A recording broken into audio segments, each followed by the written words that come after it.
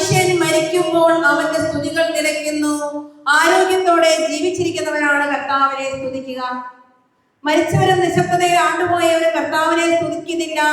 ജീവിച്ചിരിക്കുന്ന മർത്യൻ അവനാണ് ദൈവത്തെ സ്തുതിക്കേണ്ടത്. പ്രിയപ്പെട്ടവരെ, ജീവിച്ചിരിക്കുന്ന നമ്മൾ ഈ ആരോഗ്യമുള്ളിടത്തോളം കാലം ദൈവമായ കർത്താവിനെ സ്തുതിക്കണം. സ്തുതിപ്പിന്റെ നിമിഷങ്ങളിലാണ് അത്ഭുതങ്ങൾ സംഭവിക്കുന്നത്, അടയാളങ്ങൾ സംഭവിക്കുന്നത്. നമുക്കറിയാം, ഇലക്ട്രിസിറ്റി ഓരോ ഉപകരണങ്ങളുമായിട്ട് കണക്ട് ചെയ്യുമ്പോൾ അത് പ്രവർത്തിക്കുന്നു എന്ന് പറഞ്ഞതുപോലെ നാം ദൈവത്തെ സ്തുതിക്കുമ്പോൾ ദൈവവുമായി കണക്ട് ചെയ്യപ്പെടുന്ന ഒരു നിമിഷമാണ്. ദൈവത്തിന്റെ ശക്തി നമ്മിലേക്ക് ഇറങ്ങി വരുന്ന നിമിഷമാണ്. അത്ഭുതങ്ങളും അടയാളങ്ങളും സംഭവിക്കുന്ന നിമിഷങ്ങളാണ്. ജീവിതത്തിൽ എത്രമാത്രം തകർച്ചയുണ്ടോ അത്രമാത്രം സ്തുതിക്കണം പ്രിയപ്പെട്ടവരെ. ദാനിയേലിനെ സിംഹങ്ങളുടെ കൂട്ടിലെറിഞ്ഞപ്പോൾ അവൻ എങ്ങനെ രക്ഷപ്പെടാമെന്ന് ആലോചിക്കുകയല്ലോ ചെയ്തത്, ദൈവമായ കർത്താവിനെ ആരാധിക്കുകയല്ലേ ചെയ്തത്. എരിയുന്ന തീച്ചൂടയിലെ 3 യുവാക്കൾ എറിയപ്പെട്ടപ്പോൾ അവർ എങ്ങനെ രക്ഷപ്പെടാമെന്ന് ആലോചിക്കുകയല്ലോ ചെയ്തത്, ദൈവമായ കർത്താവിനെ ആരാധിക്കുകയല്ലേ ചെയ്തത്. അപ്പോസ്തലന്മാരെ നേതൃസ്തംഭങ്ങൾ ചവിട്ടിപ്പതിച്ച് തടവറയിലിട്ടപ്പോൾ അവർ എങ്ങനെ രക്ഷപ്പെടാമെന്ന് ആലോചിക്കുകയല്ലേ ചെയ്തത്, ദൈവമായ കർത്താവിനെ ആരാധിക്കുകയായി ചെയ്തത്. ഈ പ്രശ്നങ്ങളുടെ മധ്യേ, പ്രതികൂലങ്ങളുടെ മധ്യേ അവർ ദൈവത്തോട് പരിഭവം പറയാതെ, പരാതി പറയാതെ ദൈവമായ കർത്താവിനെ ആരാധിച്ചപ്പോൾ തക്ക സമയങ്ങളിൽ ദൈവം തന്റെ ദൂതനെ അയച്ച് അവരെ രക്ഷിക്കുന്നത് തിരുവചനങ്ങളിൽ നാം കാണുന്നുണ്ട്. ഹല്ലേലൂയ. അപ്പൊ ജീവിതത്തിൽ പ്രതികൂലങ്ങൾ ഉണ്ടാകുമ്പോൾ, സങ്കടങ്ങൾ ഉണ്ടാകുമ്പോൾ, തീയിൽ അന്വേഷിച്ചതുപോലെ പ്രശ്നങ്ങൾ ആടിക്കത്തുമ്പോൾ എന്ത് ചെയ്യണം? പരാതി പറയണം, പുറകുറുക്കണം, ആരാധിക്കണം. പ്രിയപ്പെട്ടവരെ, ആരാധിക്കണം.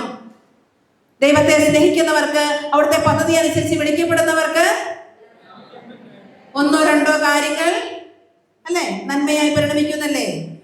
അനുകൂലമായത് മാത്രം നന്മയായി പരിണമിക്കുന്നല്ലേ? സകലതും നന്മയായി മാറും. ദൈവത്തെ സ്നേഹിക്കുന്നവർക്ക്, അവിടുത്തെ പദ്ധതി അനുസരിച്ച് വിളിക്കപ്പെടുന്നവർക്ക് സകലതും നന്മയായി മാറും. 1 തെസ്സലോനിക്കർ 5:17 പറയുന്നുണ്ട്, സന്തോഷത്തോടെ ഇരിക്കുവിൻ, 1-2 കാര്യങ്ങളിൽ നന്ദി പ്രകാശിപ്പിക്കുവിൻ. അല്ലേ? എല്ലാ കാര്യങ്ങളിലും, ജീവിതത്തിൽ അനുകൂലമായ കാര്യത്തിൽ മാത്രമല്ല, പ്രതികൂലത്തിലും, സാമ്പത്തിക തകർച്ചയിലും, ബുദ്ധിമുട്ടുകളിലും, കടബാധ്യതയിലും, രോഗപീഠയിലും, മൗന നൊമ്പരങ്ങളിലും, ക്ലേശങ്ങളിലും നാം ദൈവമായ കർത്താവിനെ ആരാധിക്കുമ്പോൾ, നന്ദി പ്രകാശിക്കുമ്പോൾ അവിടെ അത്ഭുതം നടക്കും പ്രിയപ്പെട്ടവരെ. Hallelujah, hallelujah. ഇടിമുഴക്കം പോലെ പറയട്ടെ, പെരുവെള്ള പാച്ചില് പോലെ പറയട്ടെ, ജനക്കൂട്ടത്തിന്റെ ആരവം പോലെ പറയട്ടെ, ഉറങ്ങുന്നവർ പറയട്ടെ. ഉറങ്ങി തുടങ്ങിയോ? ക്ലാസ് തുടങ്ങുന്നതിന് മുമ്പ് തന്നെ ഉറങ്ങുന്നവരോട് പറയാനാ പറഞ്ഞത്. ഹല്ലേലൂയ. ഈശോയെ നന്ദി, ഈശോയെ സ്തുതി. ജീവിതത്തിൽ സഹനങ്ങൾ എല്ലാവർക്കും ഉണ്ട് പ്രിയപ്പെട്ടവരെ. സഹനമില്ലാത്തവരുണ്ടെങ്കിൽ ഒന്ന് കൈവക്കാവോ? ജീവിതത്തിൽ സഹനങ്ങൾ ഇല്ലെങ്കിൽ ഒന്ന് കൈവക്കാമോ? പ്രഭാഷകന്റെ പുസ്തകം 2:5 പറയുന്നത്, സ്വർണം അഗ്നിയെ ശുദ്ധി ചെയ്യപ്പെടുന്നു, സഹനത്തിന്റെ ചൂളയിൽ കർത്താവിന് സ്വീകാര്യരായി വരും. നാം ദൈവത്തിന് സ്വീകാര്യരാണെന്ന് തെളിയിക്കുന്നതാണ് ഈ സഹനങ്ങൾ. യെശയ്യാ 48:10 പറയുന്നുണ്ട്, ഞാൻ നിന്നെ ശുദ്ധീകരിച്ചു, വെള്ളി പോലെയല്ല, കഷ്ടതയുടെ ചൂടയിൽ നിന്നെ ഞാൻ ശോധന ചെയ്തു, എനിക്ക് വേണ്ടി മാത്രമാണ് ഞാനിത് ചെയ്തത്. ദൈവം ചെയ്യുന്ന പ്രവൃത്തിയാ. നമ്മളെയൊക്കെ ഒന്ന് വിശുദ്ധീകരിക്കുവാൻ ദൈവം ചെയ്യുന്നതാണ് ഈ സഹനങ്ങളിലൂടെ കടത്തിവിടുക എന്നത്. ഒരു ധ്യാന കേന്ദ്രത്തില് ഒരു അമ്മ തന്റെ വികലാംഗനായ കുഞ്ഞിനെ കൊണ്ട് മുൻനിരയിൽ തന്നെ ഇരിക്കുകയാണ്.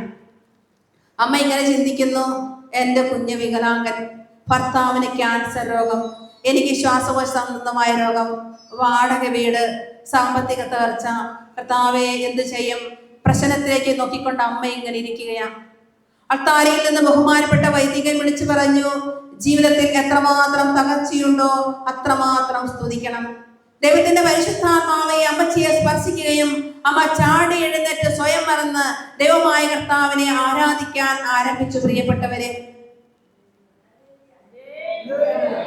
അപ്പോൾ സ്തുതിപ്പൊക്കെ കഴിഞ്ഞ് അമ്മ ഞെട്ടലോടെ തന്റെ മടിയിരുന്ന കുഞ്ഞിനെ കുറിച്ച് ഒന്ന് ചിന്തിച്ചു. അമ്മ ചാടി എഴുന്നേറ്റ് സ്തുതിക്കാൻ ആരംഭിച്ചപ്പോൾ തന്റെ മടിയിരുന്ന കുഞ്ഞ് തെറിച്ച് അൾത്താരയിൽ വീണ് ആ കുഞ്ഞവിടെ എഴുന്നേറ്റ് നിന്നു. Hallelujah, hallelujah. അപ്പൊ ജീവിതത്തിലെ പ്രശ്നങ്ങളിലേക്കല്ല നോക്കേണ്ടത്. പ്രശ്നമല്ല വലുത്, ദൈവമാണ് വലുത്. ജീവിതത്തിൽ പ്രശ്നങ്ങൾ അനുവദിക്കുന്ന ദൈവത്തിനത് പരിഹരിക്കാൻ അറിയാം. അന്ധനായ ബർത്തിമേയുവിന്റെ അന്ധതയും കുഷ്ഠരോഗിയുടെ കുഷ്ഠവും പത്രോസിഹയുടെ പരാജയമൊക്കെ ദൈവമായ കർത്താവിന്, യേശു ക്രിസ്തുവിന് അവരുടെ എല്ലാ ജീവിതങ്ങളിൽ കടന്നു ചെല്ലാനുള്ള ഒരു അവസരമായിരുന്നു. അതുകൊണ്ട് പ്രിയപ്പെട്ടവരെ, എന്റെയും നിന്റെയും സഹനത്തിലെ ജീവിതത്തിലെ സഹനങ്ങള്, മൗന നൊമ്പരങ്ങള്, തകർച്ചകളൊക്കെ കർത്താവായ യേശു ക്രിസ്തുവിന് ഇടപെടാനുള്ള അവസരമാണ്. ഹല്ലേലൂയ. ഈശോയെ നന്ദി. അതുകൊണ്ട് പ്രശ്നത്തിലേക്കല്ല നോക്കേണ്ടത്, ദൈവത്തിലേക്കാണ് നോക്കേണ്ടത്. സ്തെഫാനോസിനെ, ആദ്യത്തെ രക്തസാക്ഷിയായ സ്തെഫാനോസിനെ കല്ലെറിയാൻ വന്നപ്പോൾ അവൻ കല്ലിലേക്കോ കല്ലെറിയുന്നവരിലേക്കോ അല്ല നോക്കിയത്, അവൻ സ്വർഗത്തിലേക്ക് നോക്കി. എന്ത് കണ്ടു? സ്വർഗം തുറന്നിരിക്കുന്നു, യേശു അവിടെ എഴുന്നേറ്റ് നിൽക്കുന്നത് കണ്ടുവെന്ന അപ്പോസ്തല പ്രവർത്തനങ്ങളിൽ രേഖപ്പെടുത്തിയിരിക്കുക. യേശു എഴുന്നേറ്റ് നിൽക്കുന്നത് കണ്ടു. നാം സാധാരണയായി പ്രാർത്ഥിക്കുന്നത് യേശു പിതാവായ ദൈവത്തിന്റെ വലതുഭാഗത്ത് എഴുന്നള്ളി ഇരിക്കുന്നു എന്നാണ്. പക്ഷെ ദൈവപുത്രൻ അവിടെ എഴുന്നേറ്റ് നിൽക്കുന്നത് കണ്ടു. സഹിക്കുന്നവരെ സ്വീകരിക്കുവാൻ യേശു ബഹുമാനപൂർവ്വം എഴുന്നേറ്റ് നിൽക്കും. ക്ഷമിക്കുന്നവരെ സ്വീകരിക്കുവാൻ യേശു ക്രിസ്തു ബഹുമാനപൂർവ്വം എഴുന്നേറ്റ് നിൽക്കും. ഹല്ലേലൂയ.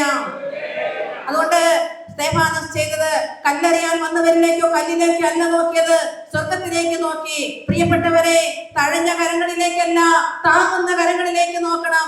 മുറിപ്പെടുത്തുന്നവരിലേക്കല്ല, സുഖപ്പെടുത്തുന്ന യേശുവിലേക്ക് നോക്കണം. Hallelujah, hallelujah. ഈശോയെ നന്ദി. നമുക്കൊക്കെ അറിയാം, മുകളിലേക്ക് പണിതുയർത്തേണ്ട ഏതൊരു കെട്ടിടത്തിന്റെയും പണി ആരംഭിക്കുന്നത് ഈ ഭൂമിയെ ആഴത്തിൽ ഒന്ന് കുഴിച്ചുകൊണ്ടാണ്. പണ്ടൊക്കെ തൂമ്പായും പിക്കാസുമാണെങ്കിൽ ഇന്നൊക്കെ പുതിയ പുതിയ ഉപകരണങ്ങൾ ഈ ഭൂമിയെ ആഴത്തിൽ കുഴിക്കുമ്പോൾ ഈ ഭൂമിക്ക് വേദനിക്കുന്നുണ്ട് പ്രിയപ്പെട്ടവരെ. പക്ഷേ കർത്താവ് അല്ലെങ്കിൽ ഒരു സ്ഥലം കുഴിക്കുമ്പോൾ അതിന് മുകളിലേക്ക് ഒരു കെട്ടിടം പണിതുയർത്തപ്പെടുന്നത് പോലെ നമ്മുടെ ജീവിതങ്ങളും തൂമ്പായും പിക്കാസുമാകുന്ന വ്യക്തികൾ കുഴിച്ചിറക്കുമ്പോൾ, മാന്തിക്കൊണ്ട് വരുമ്പോൾ പ്രിയപ്പെട്ടവരെ, ദൈവം ഒരു പണി അവിടെ ആരംഭിച്ചു കഴിയും. 1 പത്രോസ് 2:19 പറയുന്നുണ്ട്, അന്യായമായി പീഡിപ്പിക്കപ്പെടുമ്പോൾ ദൈവചിന്തയോടെ വേദനകൾ ക്ഷമാപൂർവ്വം സഹിച്ചാൽ അത് അനുഗ്രഹ കാരണമാകും. ജീവിതത്തിൽ ഏതൊരു സഹനമുണ്ടോ അതിന്റെ പുറകിൽ ദൈവം ഒരു അനുഗ്രഹം, ഒരു നിധി മറച്ചു വെച്ചിട്ടാണ് നമുക്കൊരു സഹനം നൽകുക. 1 പത്രോസ് 2:19, അന്യായമായി പീഡിപ്പിക്കപ്പെടുമ്പോൾ ദൈവചിന്തയോടെ വേദനകൾ ക്ഷമാപൂർവ്വം സഹിച്ചാൽ അത് അനുഗ്രഹ കാരണമാകും. ജോബിന്റെ ജീവിതത്തിന് സഹനങ്ങൾ ഉണ്ടായില്ലേ? ഭാര്യ പറഞ്ഞു, ഇനിയെ എന്തിന് ദൈവഭക്തിയിൽ നിലനിൽക്കുന്നു, ദൈവത്തെ ശപിച്ചിട്ടും മരിക്കുക. ജോബ് ചോദിച്ചു, ദൈവകരങ്ങളിൽ നിന്ന് നന്മ സ്വീകരിക്കുന്ന നാം തിന്മ സ്വീകരിക്കാൻ മടിക്കുകയോ? അവസാന ഭാഗങ്ങളിൽ നാം കണ്ടുമുട്ടുന്നുണ്ട്, ജോബ് തന്റെ സ്നേഹിതന്മാർക്ക് വേണ്ടി പ്രാർത്ഥിച്ചപ്പോൾ കർത്താവ് അവനുണ്ടായിരുന്ന ഐശ്വര്യം തിരികെ കൊടുത്തു, ഇരട്ടിയായിട്ട് കൊടുത്തു. നമ്മുടെ എല്ലാ ജീവിതങ്ങളെ ഇരട്ടിയായി അനുഗ്രഹിക്കുവാൻ, ഉപരി കൃപകൾ കൊണ്ട് നിറയ്ക്കുവാൻ സഹനം ദൈവം അനുവദിക്കും. ഹല്ലേലൂയ. ഈശോയെ നന്ദി, ഈശോയെ സ്തുതി, ഈശോയെ ആരാധന, ഈശോയെ മഹത്വം. ഹല്ലേലൂയ. ചില സമയങ്ങളിലൊക്കെ ദൈവം നമ്മുടെ പെട്ടിക്കട തകർക്കുന്ന അനുഭവം നമുക്കുണ്ടാകും. ദൈവം നമ്മുടെ പെട്ടിക്കട തകർക്കുന്നത് സൂപ്പർ മാർക്കറ്റുകൾ പണിയാൻ വേണ്ടിയിട്ടാണ്. ഹല്ലേലൂയ. പൂർവ്വ യോസേഫിനെ സ്വന്തം സഹോദരന്മാര് പൊട്ടക്കടത്തിലിട്ടു, ഈജിപ്തുകാർക്ക് വിറ്റു. വീണ്ടും ഫറവോയുടെ കുടുംബത്തിൽ അടിമത്തത്തിൽ കഴിയുമ്പോൾ, തടവറയിൽ കഴിയുമ്പോൾ ദൈവം സിംഹാസനത്തിലേക്ക് ഉയർത്തുന്നു. ആദ്യം ദൈവം നമ്മളെ താഴ്ത്തുന്ന ഒരു അനുഭവം ഉയർത്താൻ വേണ്ടിയിട്ടാണ്. പക്ഷെ ജോസഫ് പറയുന്നുണ്ട്, നിങ്ങൾ എനിക്ക് തിന്മ ചെയ്തു, ദൈവം നന്മയാക്കി മാറ്റി. നിങ്ങളല്ല, ദൈവമാണ് ഇത് ചെയ്തത്. നമ്മുടെ ജീവിതത്തിലെ സഹനത്തിന്റെ പുറകിൽ ദൈവത്തിന്റെ കയ്യൊപ്പൊന്ന് കാണണം പ്രിയപ്പെട്ടവരെ. നിങ്ങളല്ല, ദൈവമാണ് ഇത് ചെയ്തത്. ദാവീദ് രാജാവ് സേവകരോടൊപ്പം നടന്നു നീങ്ങുമ്പോൾ ശിമെയി എന്നൊരു വ്യക്തി ഓപ്പോസിറ്റ് വന്ന് രാജാവിനെ ശപിക്കുകയും കല്ലെറിയുകയും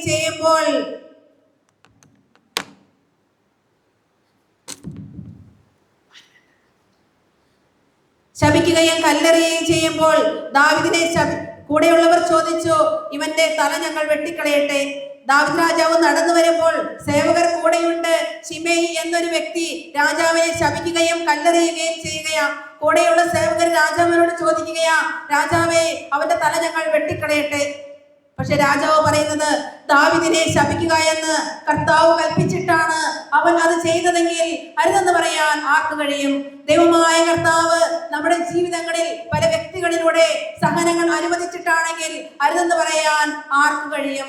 മനുഷ്യർ നിങ്ങളെ അവഹേളിക്കുകയും പീഡിപ്പിക്കുകയും എല്ലാ തിന്മകളും നിങ്ങൾക്കെതിരെ വ്യാജമായി പറയുകയും ചെയ്യുമ്പോൾ എന്നിട്ട് അങ്ങനെ തന്നെയാണോ? അങ്ങനെ തന്നെയാണോ? സന്തോഷിച്ച് ഉല്ലസിക്കാനാണ് പറയുന്നത്. നമ്മൾ എങ്ങനെ രണ്ട് കൊടുക്കാമെന്ന് ആലോചിക്കും. Hallelujah, hallelujah. സ്വർണ്ണം അഗ്നിയിലിടാതെ ശുദ്ധീകരിക്കപ്പെടില്ല പ്രിയപ്പെട്ടവരെ. കുന്തിരുക്കം തീയിലിടാതെ നറുമണം ഉണ്ടാവില്ല. റോസച്ചെടി വെട്ടിയൊരിക്കാതെ നല്ല പുഷ്പങ്ങൾ ഉണ്ടാവില്ല. പെൻസിൽ മൂർച്ച വരുത്താതെ നമുക്ക് ആർക്കും വരയ്ക്കാൻ സാധിക്കില്ല. പുഴയിലൂടെ തട്ടിയും മുട്ടിയും ഒഴുകി വരുന്ന ഈ കല്ലുകളാണ് നല്ല ആകർഷകവും വിരുദ്ധവുമാകുന്നത്. ആചാര്യമാർ പറയില്ലേ, ഏറ്റവും ഗുണമേന്മയേറിയ തേക്കുമരം പാറപ്പുറത്ത് വളരുന്ന കാട്ടുതീ അതിജീവിക്കുന്ന തേക്കുകളാണെന്ന്. നമ്മളെ മനോഹരമാക്കുവാൻ, നമ്മുടെ കുടുംബത്തിലേക്ക്, കുഞ്ഞുങ്ങളിലേക്കൊക്കെ അനുഗ്രഹം വർഷിക്കാൻ വേണ്ടിയിട്ടാണ് ദൈവം ചില സഹനങ്ങൾ നമുക്ക് തരുന്നത്. വള്ളം കരക്കിട്ട് തുഴഞ്ഞാൽ നീങ്ങില്ല, വെള്ളത്തിലിട്ടാൽ അനായാസം. അതുപോലെ ഈ സഹനത്തിൽ സഹിച്ച ഈശോയെ കൂട്ടുപിടിച്ചാൽ നമുക്ക് ഈ സഹനങ്ങൾ നന്നായിട്ട് എടുക്കാൻ സാധിക്കും. ഹല്ലേലൂയ. യോഹന്നാന്റെ സുവിശേഷം 15:2 പറയുന്നുണ്ട്, ഫലം തരുന്നതിനെ കൂടുതൽ കായ്ക്കാനായി വെട്ടിയൊരുക്കുന്നു. ഫലം തരുന്നതിനെയാണ്, ഫലം തരാൻ വേണ്ടിയും കൂടിയാണ്. അതുകൊണ്ട് ഇലയ്ക്കൊക്കെ നല്ല കല്ലേറ് കിട്ടുമ്പോൾ മാങ്ങയുള്ള മാവിലാണ് ഈ കല്ലെറിയുന്നത് എന്നൊന്ന് ചിന്തിച്ചാൽ മതി. ഹല്ലേലൂയ. ഈശോയെ നന്ദി, ഈശോയെ സ്തുതി, ഈശോയെ ആരാധന, ഈശോയെ മഹത്വം. 1 പത്രോസ് 1:14 പറയുന്നുണ്ട്, സഹനത്തെ കുറിച്ച് പറഞ്ഞിട്ട് പറയുകയാണ്, ഇതിലേക്ക് എത്തി നോക്കാൻ ദൈവദൂതന്മാർ കൊതിക്കുന്നു. നമ്മുടെ പ്രധാനപ്പെട്ട മുഖ്യദൂതന്മാരായ വിശുദ്ധ ഗബ്രിയേലിനോ റഫായേൽ മാലാഖയ്ക്കോ മിഖായേൽ മാലാഖയ്ക്കോ അല്ലെ മറ്റെല്ലാ മാലാഖമാർക്കാർക്കും സഹനങ്ങളില്ല. അപ്പൊ ഈ കർത്താവായ യേശു ക്രിസ്തുവിന് കിട്ടിയ സഹനമൊക്കെ നമുക്ക് കിട്ടുന്നത് കാണുമ്പോൾ നമുക്ക് കൊതിയാവുക. ഹല്ലേലൂയ. ഇതിലേക്ക് എത്തി നോക്കാൻ മാലാഖമാർ കൊതിക്കുന്നു, അവർക്ക് സഹനങ്ങളില്ലാത്തത് കൊണ്ട്. അപ്പൊ നമുക്ക് സഹനങ്ങൾ കിട്ടുമ്പോൾ അവർ കൊതിയോടെയാണ് നോക്കുന്നത്. ഹല്ലേലൂയ. ഈശോയെ നന്ദി. പ്രാർത്ഥിക്കുന്തോറും പ്രശ്നം കൂടുവാന്ന് ചിന്തിക്കുന്നുണ്ടാവും അല്ലേ? അത് എങ്ങനെയാണെന്നറിയാമോ? നമ്മൾ 1ാം ക്ലാസ് ജയിച്ചു കഴിഞ്ഞാൽ 2ലേക്കായി, 2 ജയിക്കുമ്പോൾ 3ലേക്കായി. ജയിക്കുന്നതനുസരിച്ച് നമ്മൾ ഓരോ ക്ലാസ്സും ജയിച്ച് പോകുന്നത് പോലെ ഓരോ സഹനങ്ങളും ജയിക്കുമ്പോൾ നമ്മൾ ജയിച്ചങ്ങ് പോവുകയാണ്. അങ്ങനെ PhD ഒക്കെ എത്തും. ഹല്ലേലൂയ. സഹനത്തിന്റെ നിമിഷങ്ങളിൽ നമ്മൾ മൗനം അവലംബിക്കണം. വിശുദ്ധ മർക്കോസിന്റെ സുവിശേഷം 15 നമ്മൾ കാണുന്നില്ലേ, ഈശോ പീലാത്തോസിന്റെ മുൻപിൽ നിൽക്കുന്നു. ഈശോയോട് പീലാത്തോസ് പല പ്രാവശ്യം ചോദിക്കുന്നുണ്ട്, നിനക്ക് മറുപടി ഒന്നും പറയാനില്ലേ? ഒരുപാട് പേര് കുറ്റം ആരോപിക്കുക. പീലാത്തോസ് ചോദിക്കുകയാ, നിനക്ക് മറുപടി ഒന്നും പറയാനില്ലേ? അവൻ മറുപടി ഒന്നും പറഞ്ഞില്ലെന്ന വചനം പറയുക. പീലാത്തോസ് അത് കണ്ട് വിസ്മയിച്ചു. അവൻ ഉത്തരമൊന്നും പറഞ്ഞില്ല. വീണ്ടും ചോദിച്ചു, അവൻ ഉത്തരമൊന്നും പറഞ്ഞില്ല. പ്രിയപ്പെട്ടവരെ, ആ സഹനത്തിന്റെ നിമിഷങ്ങളിൽ യേശുക്രിസ്തു മൗനം അവലംബിച്ചപ്പോൾ പിതാവായ ദൈവം ഉത്തരമെഴുതി അവൻ 3-ാം ദിനം ഉത്ഥാനം ചെയ്തു. നാം സഹനത്തിന്റെ മധ്യത്തിൽ ശാന്തമായിരിക്കുക. കർത്താവ് നമുക്ക് വേണ്ടി യുദ്ധം ചെയ്യും. പിതാവായ ദൈവം ഉത്തരമെഴുതിയ ഒരു പിതാവായ ദൈവം നമുക്കുണ്ടെങ്കിൽ നമുക്ക് വേണ്ടി വാദിക്കുന്ന, നീതി നടത്തി തരുന്ന ഒരു ദൈവം നമുക്കുണ്ട്. പ്രിയപ്പെട്ടവരെ, നിയമാവർത്തന പുസ്തകം 4-ാം അധ്യായം 7-ാം തിരുവചനം പറയുന്നത്, നാം വിളിച്ചപേക്ഷിക്കുമ്പോഴൊക്കെ നമ്മുടെ ദൈവമായ കർത്താവ് നമുക്ക് സമീപസ്ഥനായിരിക്കുന്നത് പോലെ ദൈവം ഇത്രയടുത്തുള്ള വേറെ ഏത് ശ്രേഷ്ഠ ജനതയാണുള്ളത്? തന്നെ വിളിച്ചപേക്ഷിക്കുന്നവർക്ക്, ഹൃദയപരമാർത്ഥതയോടെ വിളിച്ചപേക്ഷിക്കുന്നവർക്ക് കർത്താവ് സമീപസ്ഥനാണ്. ഹൃദയം നുറുങ്ങിയവർക്ക് കർത്താവ് സമീപസ്ഥനാണ്. മനമൊരുകിയവരെ അവിടുന്ന് രക്ഷിക്കുന്നു. റോമ 10:13 പറയുന്നത്, കർത്താവിന്റെ നാമം വിളിച്ചപേക്ഷിക്കുന്നവർ രക്ഷ പ്രാപിക്കുമെന്ന്. പ്രതികൂലത്തില്, സങ്കടത്തില് പരാതി പറഞ്ഞുകൊണ്ടിരിക്കാതെ, പല വിചാരപ്പെട്ട് ആകുലപ്പെട്ട് ഉറക്കം തൂങ്ങിയിരിക്കാതെ ആരൊക്കെ കർത്താവിന്റെ നാമം വിളിച്ചപേക്ഷിക്കുന്നുണ്ടോ അവർ രക്ഷ പ്രാപിക്കുമെന്ന വചനം പറയുക. ഹല്ലേലൂയ. ഈശോയെ നന്ദി. അതുകൊണ്ട് ഇനി ജീവിതത്തിൽ സഹനങ്ങൾ വരുമ്പോൾ പരാതി പറയുവോ? പുറകുറുക്കുവോ? പിന്നെ എങ്ങനെ ചെയ്യും? സ്തുതിക്കണം. ദാനിയേൽ സിംഹങ്ങളുടെ കൂട്ടിൽ സ്തുതിച്ചതുപോലെ, എരിയുന്ന തീച്ചൂടിൽ എറിയപ്പെട്ടപ്പോൾ 3 യുവാക്കൾ സ്തുതിച്ചതുപോലെ, അപ്പസ്തോലന്മാരെ നേതൃസ്തംഭങ്ങൾ ചവിട്ടി മെതിച്ച് തടവറയിലിട്ടപ്പോൾ അവർ ദൈവമായ കർത്താവിനെ ആരാധിച്ച പോലെ നമ്മൾ ആരാധിക്കുമ്പോൾ അവിടെ അത്ഭുതങ്ങൾ നടക്കും. പുറപ്പാട് 23:25 നിങ്ങൾ നിങ്ങളുടെ ദൈവമായ കർത്താവിനെ ആരാധിക്കണം, അപ്പോൾ നിങ്ങളുടെ ഭക്ഷണവും പാനീയവും ആശീർവദിക്കും, രോഗങ്ങൾ നിർമ്മാർജ്ജനം ചെയ്യും, അവിടെ അത്ഭുതം നടക്കും. പ്രിയപ്പെട്ടവരെ, ഹല്ലേലൂയ. ഈശോയെ നന്ദി, ഈശോയെ സ്തുതി. ദാനിയേലിന് സിംഹങ്ങളുടെ കൂട്ടിൽ ഭക്ഷണം എത്തിച്ചു കൊടുത്ത ഹബക്കൂക്ക് പ്രവാചകനിലൂടെ ഭക്ഷണം എത്തിച്ചു കൊടുത്ത ആ ദൈവം ഇന്നും ജീവിക്കുന്നു. സൂസന്നയ്ക്ക് വേണ്ടി ദാനിയേലിനെ അയച്ച് നീതി നടത്തിക്കൊടുത്ത ദൈവം ഇന്ന് ജീവിക്കുന്ന. പ്രിയപ്പെട്ടവരെ, ആ ദൈവത്തോട് തന്നെയാണ് നാം ഇന്നും പ്രാർത്ഥിക്കുന്നത്. ഇറങ്ങി വന്ന് അത്ഭുതങ്ങളും അടയാളങ്ങളും ചെയ്യാൻ ശക്തിയുള്ള സർവശക്തനും മഹോന്നതനും ജീവിക്കുന്നവനും അനന്തതയിൽ വസിക്കുന്ന പരിശുദ്ധനെന്ന നാമം വഹിക്കുന്നവനുമായ ദൈവം ഇന്നും ജീവിക്കുന്നവനാണ്. നമ്മുടെ ഓരോരുത്തരെയും കാര്യത്തിൽ ശ്രദ്ധയുള്ളവനാണ്. പത്രോസ്കാരുടെ ലേഖനം 5-ാം അധ്യായം 6-ാം തിരുവചനത്തിൽ പറയുന്നില്ലേ, നിങ്ങളുടെ ഉത്കണ്ഠകളെല്ലാം അവിടുത്തെ ഏൽപ്പിക്കുവിൻ, അവിടുന്ന് നിങ്ങളുടെ കാര്യത്തിൽ ശ്രദ്ധാലുവാണ്. നമ്മുടെ കാര്യത്തിൽ ശ്രദ്ധാലുവായ ദൈവമാണ് നമ്മുടെ ദൈവം. യെശയ്യാ 55:22 പറയുന്നുണ്ട്, സങ്കീർത്തനം 55:22 പറയുന്നുണ്ട്, നിന്റെ ഭാരം കർത്താവിനെ ഏൽപ്പിക്കുക, അവിടുന്ന് താങ്ങിക്കൊള്ളും. എന്റെ ഭാരം എന്തുമാകട്ടെ, മൗനം എന്തുമാകട്ടെ, മറ്റാരെയും ഏൽപ്പിക്കാതെ ദൈവമായ കർത്താവിനെ ഏൽപ്പിക്കുമ്പോൾ അവിടുന്ന് താങ്ങിക്കൊള്ളും എന്ന വചനം, വാഗ്ദാന വചനം സത്യമാണ്. പ്രിയപ്പെട്ടവരെ, നാളെയെ കുറിച്ചുള്ള ഉത്കണ്ഠകളൊന്നും വേണ്ട, അതാത് ദിവസത്തിന്റെ ഉത്കണ്ഠകൾ മാത്രം മതി. സങ്കീർത്തനം 115:12 പറയുന്നുണ്ട്, കർത്താവിന് നമ്മെ കുറിച്ച് വിചാരമുണ്ട്, അവിടെ നമ്മെ അനുഗ്രഹിക്കും. നമ്മെ കുറിച്ച് നിരന്തരം വിചാരമുള്ള ഒരു ദൈവമാണ് നമ്മുടെ ദൈവം. ആകാശത്തിന് കീഴെ മനുഷ്യരുടെ നമ്മുടെ രക്ഷയ്ക്ക് വേണ്ടി മറ്റൊരു നാമവുമില്ല. പ്രിയപ്പെട്ടവരെ, വിളിച്ചപേക്ഷിച്ച് രക്ഷ പ്രാപിക്കാൻ സ്വർഗം നൽകിയ ഒരു നാമമാണ് യേശുനാമം. പ്രതികൂലങ്ങളിലെ, വേദനകളിലെ, സങ്കടങ്ങളിലെ, മൗനനൊമ്പരങ്ങളില് യേശു ക്രിസ്തുവിന്റെ നാമം വിളിച്ച് പ്രാർത്ഥിച്ച് പൈശാചിക ശക്തിയിൽ ഇടിമിന്നൽ പോലെ നിബന്ധിക്കാം. നമ്മുടെ പ്രശ്നങ്ങൾ എന്തുമാകട്ടെ, ദൈവത്തിന്റെ ശക്തി ഇറങ്ങി വരും. Hallelujah, hallelujah. ഈശോയെ നന്ദി, ഈശോയെ സ്തുതി. ഈ കാലഘട്ടം തിന്മ വർദ്ധിച്ചു വരുന്നൊരു കാലഘട്ടമാണ്, നമുക്കെല്ലാവർക്കും അറിയാം. വചന പ്രഘോഷണങ്ങളും ധ്യാന കേന്ദ്രങ്ങളും പ്രാർത്ഥനാ കൂട്ടായ്മകളൊക്കെ എത്രമാത്രം വളരുന്നുണ്ടോ അതുപോലെ തന്നെ തിന്മയും വർദ്ധിച്ചു കൊണ്ടിരിക്കുന്ന ഈ കാലഘട്ടത്തിൽ പൈശാചിക ശക്തികളെ, സാത്താനിക കെണികളെ, അന്ധകാര ശക്തികളെ പരാജയപ്പെടുത്തുവാൻ കർത്താവായ യേശു ക്രിസ്തുവിന്റെ ആത്മീയ ആയുധങ്ങൾ നമ്മൾ ധരിക്കണം. പഴയ നിയമത്തിൽ ദാവീദ് ഗോലിയാത്തുമായുള്ള യുദ്ധത്തിൽ അവനെടുത്ത ആയുധങ്ങളിലൂടെ നമുക്കൊന്ന് കടന്നു പോകാം. 1 സാമുവേൽ 17:40 പറയുന്നുണ്ട്, അവൻ തന്റെ വടിയെടുത്തു. ഗോലിയാത്തുമായുള്ള യുദ്ധത്തിന് മുമ്പ് അവൻ വചനം പറയുന്നു, അവൻ തന്റെ വടിയെടുത്തു. ഈ കാലഘട്ടത്തിൽ പൈശാചിക ശക്തികളെ എതിരിടുവാൻ, തോൽപ്പിക്കുവാൻ നമ്മളും ശക്തമായ ഒരു വടി കയ്യിൽ എടുക്കേണ്ടതുണ്ട്. എന്തായിരിക്കും ആ വടി? കുരിശാകുന്ന വടി നാം എടുക്കണം. വചനം വരുന്നുണ്ടേ. ആദ്യം നമ്മുടെ കരങ്ങൾ എടുക്കേണ്ട വടി കുരിശാകുന്ന വടി. കുരിശിന്റെ മുന്നിൽ എല്ലാ അന്ധകാര ശക്തികളും ഓടിയൊളിക്കും. ഈ കുരിശ് സാത്താന്റെ പരാജയ ചിഹ്നവും ക്രിസ്തുവിന്റെ വിജയ ചിഹ്നവുമാണ്. നാം കുരിശ് വരയ്ക്കുമ്പോൾ വിരലുകൊണ്ട് മാത്രമല്ല പ്രിയപ്പെട്ടവരെ, വിശ്വാസം കൊണ്ട് കുരിശ് വരച്ച് സംരക്ഷണം എടുക്കണം. സാധിക്കുമ്പോഴൊക്കെ കുരിശടയാളത്തിൽ നാം നമ്മെ തന്നെ മുദ്ര ചെയ്യണം. കർത്താവായ യേശു ക്രിസ്തു ഈ കുരിശിലാണ് തിന്മയുടെ ശക്തിയെ പരാജയപ്പെടുത്തിയത്. കൊളോസ്യർ 2:15 പറയുന്നുണ്ട്, ആധിപത്യങ്ങളെ, അധികാരങ്ങളെ അവൻ നിരായുധമാക്കി.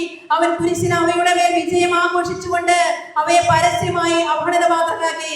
സാത്താനെ തോൽപ്പിച്ച വിശുദ്ധ കുരിശിന്റെ അടയാളത്താൽ നാം നമ്മെയും നമ്മുടെ പ്രിയപ്പെട്ടവരെയും കുടുംബങ്ങളെയും വസ്തുവകകളെയും ഉപജീവനമാർഗങ്ങളെയും കൃഷിയിടങ്ങളെയും വാഹനങ്ങളെയും വളർത്തുമൃഗങ്ങളെയും എല്ലാം മുദ്രയിട്ട് പ്രാർത്ഥിക്കണം, ഒരു തിന്മയുടെ ശക്തിയും തൊടാതെ. ഹല്ലേലൂയ, ഈശോയെ നന്ദി. കുരിശടയാളം വരയ്ക്കുമ്പോൾ അത് തങ്ങളെ മർദ്ദിക്കുവാനുള്ള വടിയാണെന്ന് കണ്ട് പിശാചുക്കൾ പറന്നകലും. വിശുദ്ധ ക്രിസോസ്റ്റം പറയുന്നുണ്ട്, വിദ്വേഷം നിങ്ങളുടെ ഉള്ളിൽ ആളിക്കത്തുമ്പോൾ നെഞ്ചിൽ കുരിശടയാളം വരയ്ക്കുക, അപ്പോൾ എല്ലാ കോപവും പുക പോലെ അപ്രത്യക്ഷമാകും. പണ്ടൊക്കെ കിണറ്റിൽ നിന്ന് വെള്ളം കയറിക്കൊണ്ട് വരുമ്പോൾ ബക്കറ്റിൽ ഒരു മരക്കഷ്ണം വരെ ഇലയൊക്കെ ഇടാറുണ്ട്, തുളുമ്പി പുറത്തു പോകാതിരിക്കാൻ. നമ്മുടെ ഹൃദയം അസ്വസ്ഥപ്പെടുമ്പോൾ, ഇടകി മറിയുമ്പോൾ അതിന് നടുവിൽ കുരിശ് വരയ്ക്കുക. പ്രിയപ്പെട്ടവരെ, ശാന്തമാകും, നിശ്ചലമാകും. അതാണ് വിശുദ്ധ കുരിശിന്റെ ശക്തി. പുറപ്പാടിന്റെ പുസ്തകം 15:26 ഇസ്രായേൽ ജനം 3 ദിവസം ജലത്തിന് വേണ്ടി അലഞ്ഞു. മാറ എന്ന സ്ഥലത്ത് വെള്ളം കണ്ടെത്തി.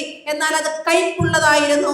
മോശ കർത്താവിനെ വിളിച്ച് പ്രാർത്ഥിച്ചപ്പോൾ അവനൊരു തടിക്കഷണം കാണിച്ചു കൊടുത്തു. ആ തടിക്കഷണം വെള്ളത്തിലിട്ടപ്പോൾ ആ വെള്ളം മധുരിച്ചതെല്ലാം നമുക്കറിയാം. ജീവിതത്തിലെ കൈപ്പേറിയ നിമിഷങ്ങളിൽ ഈ തടിക്കഷണത്തെ മുറുകെ പിടിക്കുക. ശക്തി കിട്ടും, ആശ്വാസം കിട്ടും, നമ്മുടെയൊക്കെ ജീവിതം മധുരിക്കും. ഹല്ലേലൂയ. ഈശോയെ നന്ദി. ദാവീദ് ഗോലിയാത്തുമായുള്ള യുദ്ധത്തിൽ പോയപ്പോൾ ആദ്യം അവൻ തന്റെ വടി കയ്യിലെടുത്തു. രണ്ടാമത് പറയുകയാണ്, കവിണ അവന്റെ കയ്യിലുണ്ടായിരുന്നു. അത് അതിശക്തമായ മറ്റൊരായുധം. എന്തായിരിക്കും ഈ കവിണ? ഇങ്ങനെ വള്ളി പോലെ തൂങ്ങിക്കിടക്കുന്ന ഒരു കാര്യം. സങ്കീർത്തനം 144:1 പറയുന്നുണ്ട്, യുദ്ധം ചെയ്യാൻ എൻ്റെ കൈകളെയും പടവരുതാൻ എൻ്റെ വിരലുകളെയും അവിടുന്ന് പരിശീലിപ്പിക്കുന്നു. എന്തായിരിക്കും? ജപമാല. ഹല്ലേലൂയ.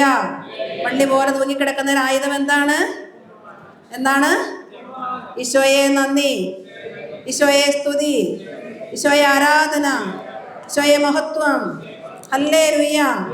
പ്രിയപ്പെട്ടവരെ, അടുത്തതായിട്ട് നമ്മൾ എടുക്കേണ്ട ഒരു ആയുധമാണ് പരിശുദ്ധ ജപമാല.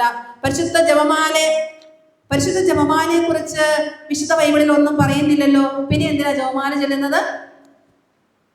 പരിശുദ്ധ ജപമാലയെ കുറിച്ച് വിശുദ്ധ ഗ്രന്ഥത്തിൽ ഒന്നും പറയുന്നില്ലല്ലോ. പിന്നെ എന്തിനാ പ്രിയപ്പെട്ടവരെ ജപമാല ചൊല്ലുന്നത്? വിശുദ്ധ ഗ്രന്ഥത്തിൽ ജപമാലയെ കുറിച്ച് ഒന്നും പറയുന്നില്ലെങ്കിലും വിശുദ്ധ ഗ്രന്ഥം മുഴുവനും ജപമാലയിലുണ്ട്.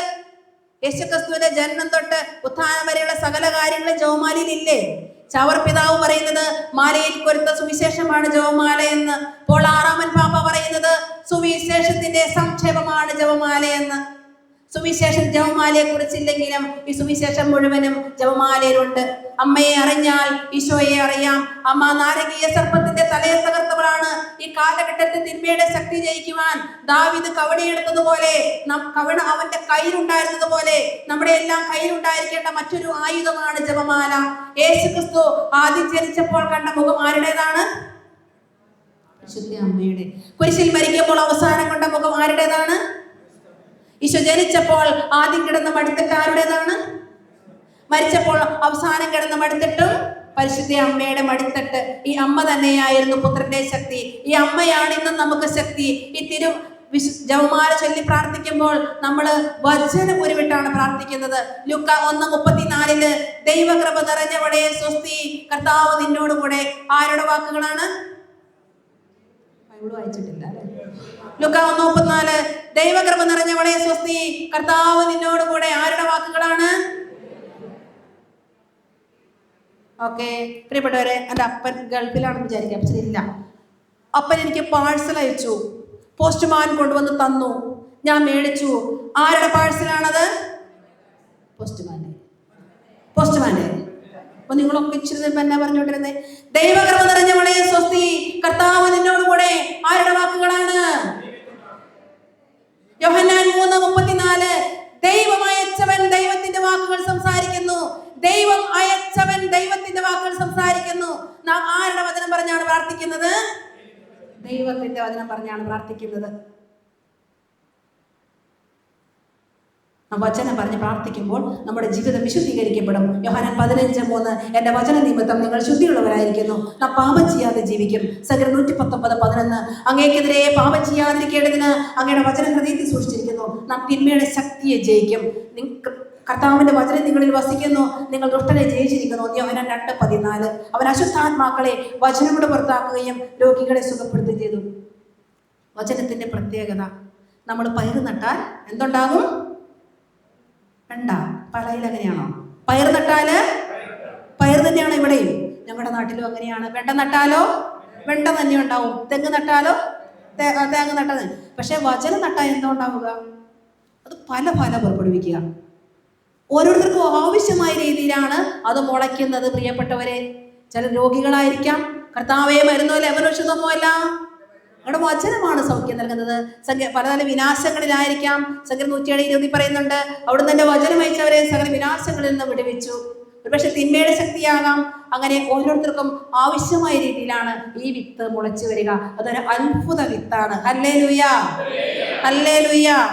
അപ്പൊ നാം ജപമാല ചൊല്ലി പ്രാർത്ഥിക്കുമ്പോൾ ഈ അത്ഭുത വിത്ത്, ഈ വചനം ഉപയോഗിച്ചാണ് പ്രാർത്ഥിക്കുക. ദിനം പ്രതി ജപമാല ചൊല്ലുന്നവർ വഴി തെറ്റിപ്പോവില്ല. പ്രിയപ്പെട്ടവരെ, ഒരു ദിവസം ഒരു വ്യക്തി എന്നോട് ചോദിച്ചു, സിസ്റ്ററെ എന്തിനാ ഈ നന്മ നിറഞ്ഞ മറിയമേ നന്മ നിറഞ്ഞ മറിയമേ ആവർത്തിച്ചു ചൊല്ലുന്നത്? ഒരു പ്രാവശ്യം ചൊല്ലിയാ പോരെ? മാതാവ് കേൾക്കില്ലേ പ്രിയപ്പെട്ടവരെ? നന്മ നിറഞ്ഞ മറിയമേ സ്വസ്തി, കർത്താവ് നിന്നോട് കൂടെ എന്ന് പ്രാർത്ഥിക്കുമ്പോൾ മാതാവ് കേൾക്കില്ലേ? പിന്നെ എന്തിനാ ആവർത്തിച്ച് പറയുന്നത്? ഞാൻ ആ ചേട്ടനോട് ചോദിച്ചു, ചേട്ടാ കരിപ്പാത്രം കൂടുതൽ ഉരയ്ക്കുമ്പോൾ, അവർക്കറിയത്തില്ല, കരിപ്പാത്രം കൂടുതൽ ഉരയ്ക്കുമ്പോൾ തേക്കുമ്പോൾ എന്ത് സംഭവിക്കും? കൂടുതൽ തിളങ്ങും. കത്തി കൂടുതൽ ഉരയ്ക്കുമ്പോൾ കൂടുതൽ മൂർച്ചയുണ്ടാകും. ഇതുപോലെ നാം എത്രമാത്രം ജപമാല ചൊല്ലി പ്രാർത്ഥിക്കുന്നുവോ അത്രമാത്രം പരിശുദ്ധാത്മാവിനാലും കൃപയാലും നിറയും. ഹല്ലേലൂയ. അടുത്തിരിക്കുന്നവരുടെ തോളെ തട്ടിക്കൊണ്ടെന്ന് പറഞ്ഞേ ഹല്ലേലൂയ, ഹല്ലേലൂയ. പോരല്ലോ, അങ്ങനെ പിണക്കമാണോ ചേച്ചി? തൊട്ടെ, തൊടാനൊരു വിഷമം പോലെ ഒന്ന് തൊട്ടെ. ഹല്ലേലൂയ. ഈശോയെ നന്ദി. ഉറങ്ങുന്നവർ ഉണരട്ടെ. ഹല്ലേലൂയ. ഒരു ജീവി ചത്തു ചീഞ്ഞാൽ എല്ലാത്തരം പ്രാണി, പുഴു, കീടങ്ങൾ ഓട്ടോമാറ്റിക്കായിട്ട് വരും. പൂച്ചയാകട്ടെ, എലിയാകട്ടെ, പട്ടിയാകട്ടെ, ചത്തു കഴിഞ്ഞൊരു 3-4 ദിവസം കഴിഞ്ഞ് ചെന്നേ ഇഷ്ടം പോലെ പുഴു, പ്രാണി, കീടങ്ങളും മണമൊക്കെ ഉണ്ടാവും. ഉണ്ടോ? ഇവിടെ ഇല്ല, ഉണങ്ങി വെക്കുക. ഞങ്ങളുടെ നാട്ടിൻപുറത്തൊക്കെ അങ്ങനെ എന്നും ഉണ്ട്, ഇവിടെ ഇല്ല അല്ലേ? പ്രിയപ്പെട്ടവരെ, ആരെങ്കിലും എന്തെങ്കിലും ഇൻവിറ്റേഷൻ കാർഡ് കൊടുത്തിട്ടാണോ ആ പുഴുക്കളൊക്കെ അതിലേക്ക് വന്നത്? അല്ല. ഇതുപോലെ ജപമാല ചെല്ലാത്ത കുടുംബങ്ങളിലേക്ക് ഒരു ഇൻവിറ്റേഷൻ കാർഡും കൊടുക്കണ്ട. എല്ലാത്തരം അസ്വസ്ഥകളും തകർച്ചകളുമായി പിശാച് ഓട്ടോമാറ്റിക്കായിട്ട് വന്നുകൊള്ളും. ഹല്ലേലൂയ. പൂന്തോട്ടത്തിൽ പൂ വിരിഞ്ഞാൽ എല്ലാത്തരം പലതരത്തിലുള്ള പൂമ്പാറ്റകളെ നാം കാണും. ഒരു ഇൻവിറ്റേഷൻ കാർഡും കൊടുത്തിട്ടല്ല. പ്രാർത്ഥിക്കുന്ന കുടുംബങ്ങളിലേക്ക് എല്ലാവിധ അനുഗ്രഹങ്ങളുമായി പരിശുദ്ധ അമ്മ കടന്നു വരും. ഹല്ലേലൂയ. നാം ജപമാല ചെല്ലുമ്പോൾ അമ്മയുടെ കയ്യിലും ചൊല്ലിക്കഴിയുമ്പോൾ അമ്മ നമ്മുടെ കയ്യിലും പിടിക്കുന്നുവെന്നാണ് വിശുദ്ധ ജോൺ പോൾ II പറയുക.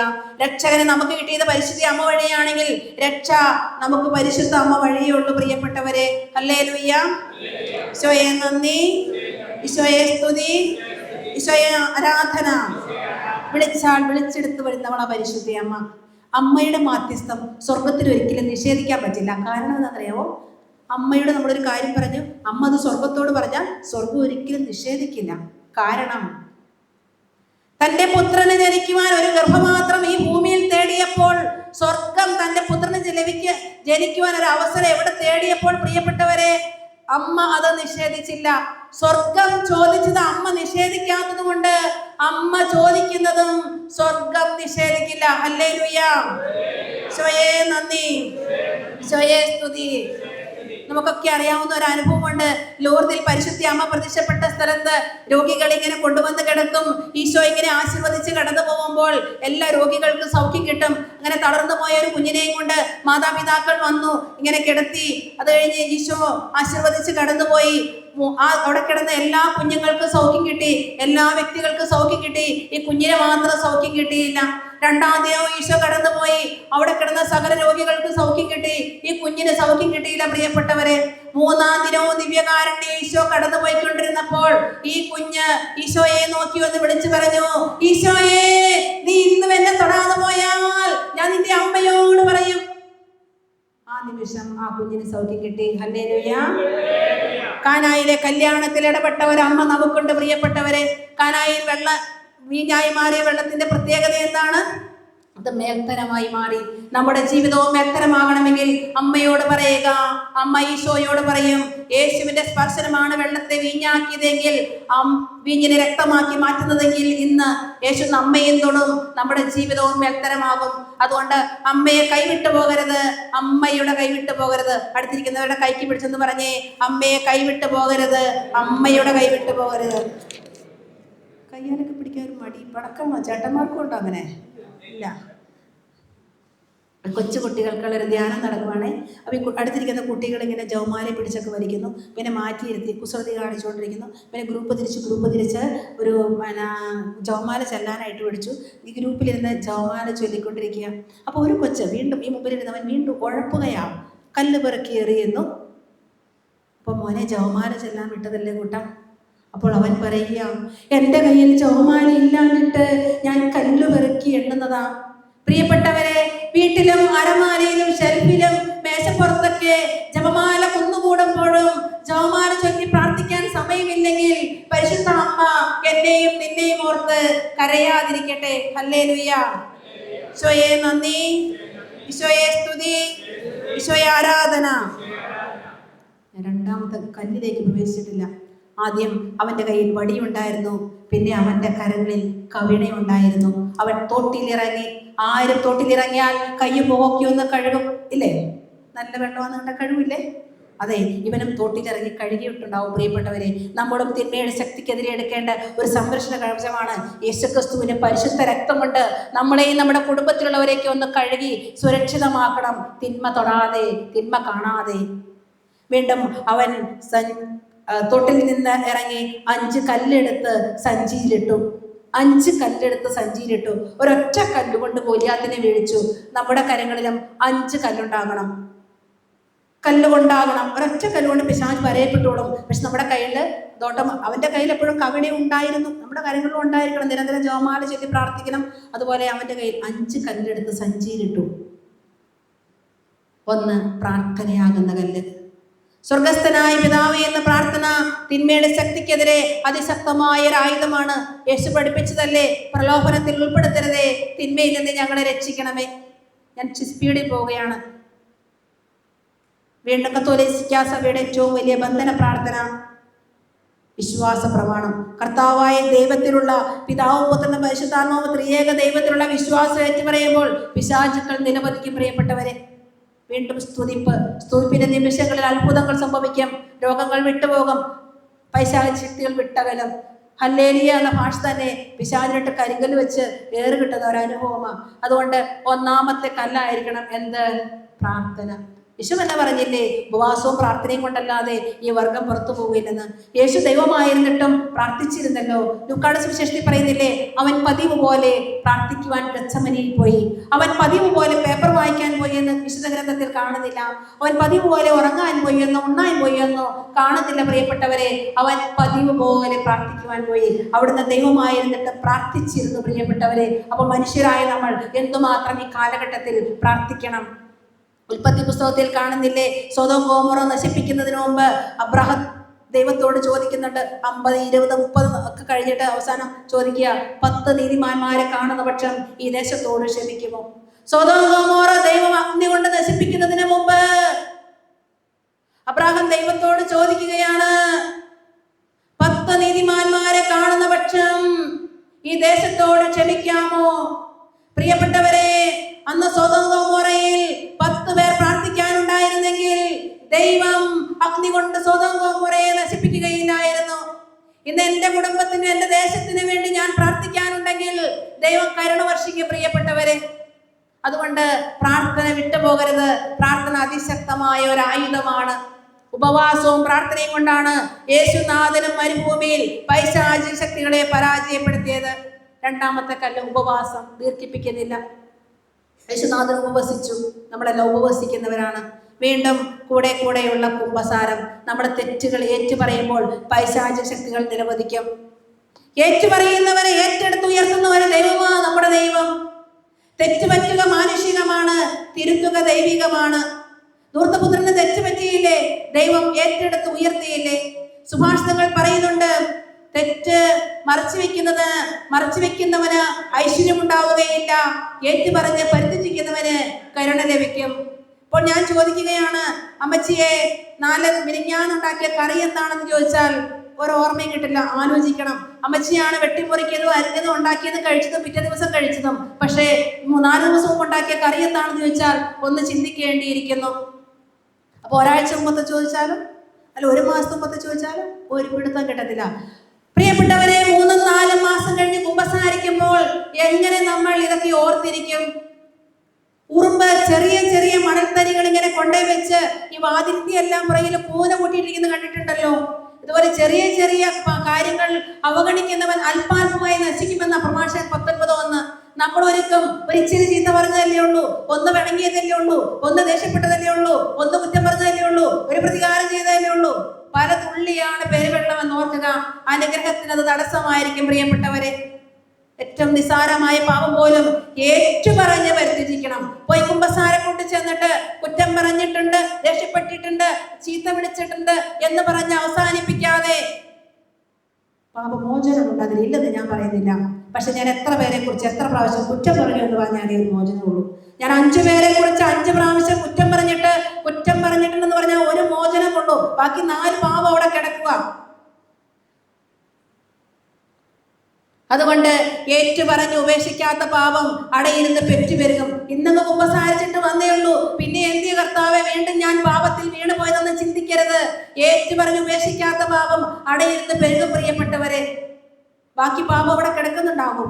അതുകൊണ്ട് ഓരോ ദിവസവും ജീവിക്കുമ്പോൾ ആത്മശോധന ചെയ്ത ഒരു കണക്കെടുപ്പൊക്കെ നമ്മുടെ ജീവിതത്തിൽ വേണം. അങ്ങനെ പാപം കുറച്ചുകൊണ്ട് വന്ന് നമ്മുടെ ജീവിതങ്ങളെ വിശുദ്ധീകരിക്കാൻ തയ്യാറാവുമ്പോൾ ജോഷുവ 3:5 നിങ്ങൾ നിങ്ങളെ തന്നെ ശുദ്ധീകരിക്കുവിൻ, നാളെ നിങ്ങളുടെ ഇടയിൽ കർത്താവ് അത്ഭുതങ്ങൾ പ്രവർത്തിക്കും.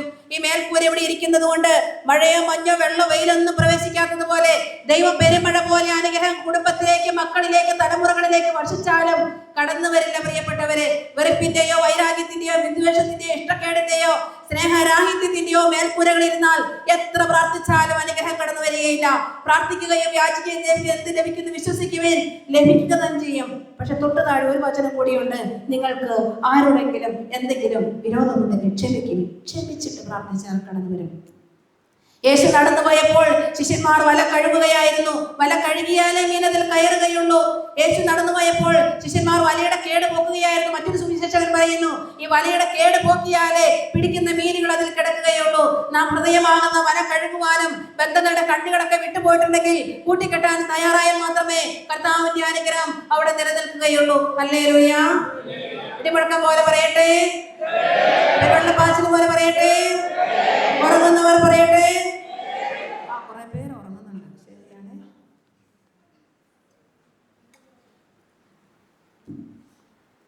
ഈശോയെ നന്ദി, ഈശോയെ സ്തുതി. സമയമില്ലാത്തതുകൊണ്ട് ഞാൻ നീട്ടുന്നില്ല. അതുകൊണ്ട് നല്ലൊരു കുമ്പസാരമൊക്കെ നടത്തി ജീവിതത്തിൽ നിന്ന് വിശുദ്ധീകരിക്കാൻ തയ്യാറാവുമ്പോൾ ദൈവം ഇടപെടും. ഞാൻ കോതമംഗലം എന്ന സ്ഥലത്താണ് വരുന്നത്. ഞാൻ കുട്ടികളെ പഠിപ്പിക്കുകയായിരുന്നു, ഇപ്പോൾ പഠിപ്പിക്കുന്നില്ല. ആ സമയത്ത് ഞാൻ കുഞ്ഞുങ്ങൾക്ക് ഭക്ഷണം വിളമ്പി കൊടുക്കുമ്പോൾ ഒരു കൊച്ചുകുട്ടി ഭക്ഷണത്തിൻ്റെ സമയത്ത് 2ാം ക്ലാസ്സുകാരൻ എൻ്റെ നേരെ പാത്രം നീട്ടി. പ്രിയപ്പെട്ടവരെ, വെള്ളിയാഴ്ച ഭക്ഷണം കഴിച്ച പാത്രം അവൻ അടച്ചു വീട്ടിക്കൊണ്ട് ചെന്നു. സാധാരണ അമ്മ കഴുകി കൊടുത്തു വിടും. അമ്മ മറന്നുപോയതോ അവൻ വെക്കാത്തതോ എന്തോ സംഭവിച്ചു. പാത്രം ബാഗിനകത്തിരുന്നു. തിങ്കളാഴ്ച അതേ പാത്രവുമായി കുഞ്ഞ് ഭക്ഷണത്തിൻ്റെ നേരെ എൻ്റെ നേരെ നീട്ടി. പെട്ടെന്ന് തുറന്നിട്ട്, നിങ്ങൾ ആരെങ്കിലും ആ പാത്രത്തിൽ ഭക്ഷണം കൊടുക്കുമോ? എനിക്ക് കൊടുക്കാൻ തോന്നിയില്ല. ഞാൻ അവനോട് പറഞ്ഞു, മോനെ നീ പോയി ഒന്ന് പാത്രം കഴുകിവാടാ. കുഞ്ഞല്ലേ, ഉണങ്ങിയിരിക്കുന്ന പാത്രം പൈപ്പിനിടെ ചുറ്റിച്ചിട്ട് വന്നാൽ എങ്ങനെ ഇരിക്കും? കൂടുതൽ മോശമായി. അപ്പം ഞാനും കൂടെ പോയി ചകിരിയും ചാരമൊക്കെ ഇട്ട് നന്നായിട്ട് തേച്ച് പിടിപ്പിച്ചിട്ട് മാത്രമേ അവന് ഭക്ഷണം കൊടുത്തുള്ളൂ. പ്രിയപ്പെട്ടവരെ, ഒരു നല്ല അമ്മ മലിനമായ പാത്രങ്ങളിലോ മലിനമായ കരങ്ങളിലോ കുഞ്ഞിന് ഭക്ഷണം കൊടുക്കില്ല. നമ്മുടെ ഹൃദയം വിശുദ്ധമാണെങ്കിൽ മാത്രമേ ദൈവത്തിനും അനുഗ്രഹം ഭക്ഷിക്കാൻ സാധിക്കുകയുള്ളൂ. എത്രയോ നാൾ പ്രാർത്ഥിച്ചു കർത്താവേ, എത്രയോ നാളായി ഇവിടെ വന്നുകൊണ്ടിരിക്കുന്നു, എൻ്റെ കാര്യത്തിന് മാത്രം ഉത്തരമൊന്നും ഇല്ലെന്ന് പ്രാർത്ഥിക്കുന്ന പ്രിയപ്പെട്ടവരെ, നമ്മുടെ ജീവിതത്തെ വിശുദ്ധീകരിക്കാൻ തയ്യാറാവുമ്പോൾ ദൈവം ഇടങ്ങി വരും. ഹൃദയശുദ്ധിയുള്ളവർ ഭാഗ്യവാന്മാർ, അവർ ദൈവത്തെ കാണും. വിശുദ്ധി കൂടാതെ ആർക്കും ദൈവത്തെ ദർശിക്കുവാൻ സാധിക്കുകയില്ല. എല്ലാ വചന പ്രഘോഷണങ്ങളും പ്രാർത്ഥനകളും പങ്കെടുക്കുമ്പോൾ എൻ്റെ ജീവിതം അല്പം കൂടിയെന്ന് മെച്ചപ്പെടുത്തുവാൻ, വിശുദ്ധിയിലേക്ക് കൊണ്ടുവരുവാൻ നാം പരിശ്രമിക്കേണ്ടിയിരിക്കുന്നു. നിങ്ങളുടെ വിശുദ്ധീകരണമാണ് ദൈവം അഭിലഷിക്കുന്നതെന്ന് വചനം പറയുന്നു. എത്രമാത്രം നമ്മുടെ ജീവിതത്തെ വിശുദ്ധീകരിക്കാമോ, ഈ കാലഘട്ടത്തിൽ ഒരു വിശുദ്ധിയായി ജീവിക്കാമോ പ്രിയപ്പെട്ടവരെ, ദൈവം ഇറങ്ങി വരും വിശുദ്ധിയുള്ളിടത്ത്. കാരണം ദൈവം പരമപരിശുദ്ധനാണ്. ഹല്ലേലൂയ. സ്വയം നന്ദി. അപ്പൊ ഞാൻ എത്ര കല്ല് പറഞ്ഞു? 5 കല്ല് ഞാൻ പറഞ്ഞില്ല. വടി അവനെടുത്തു, കവണ അവന്റെ കയ്യിലുണ്ടായിരുന്നതാ. തിരക്കത്തിന്റെ സംരക്ഷണം എടുത്തു. പിന്നെ എത്ര കല്ലെടുത്തു? 5 കല്ലെടുത്തില്ല. 5 കല്ല് അവനെടുത്തെങ്കിലും നമ്മൾ എത്ര എടുത്തു? നമ്മൾ ഉപവാസം എടുത്തു, പ്രാർത്ഥന എടുത്തു, കുമ്പസാരം എടുത്തു, 3 എടുത്തുള്ളൂ. ഇനി അടുത്ത കല്ലാണ് വിശുദ്ധ കുർബാന. അതിനെക്കുറിച്ച് അധികം ഒന്നും പറയണ്ടല്ലോ. ആദ്യമായി വിശുദ്ധ കുർബാന സ്വീകരിച്ച വ്യക്തി യൂദാസാണ്.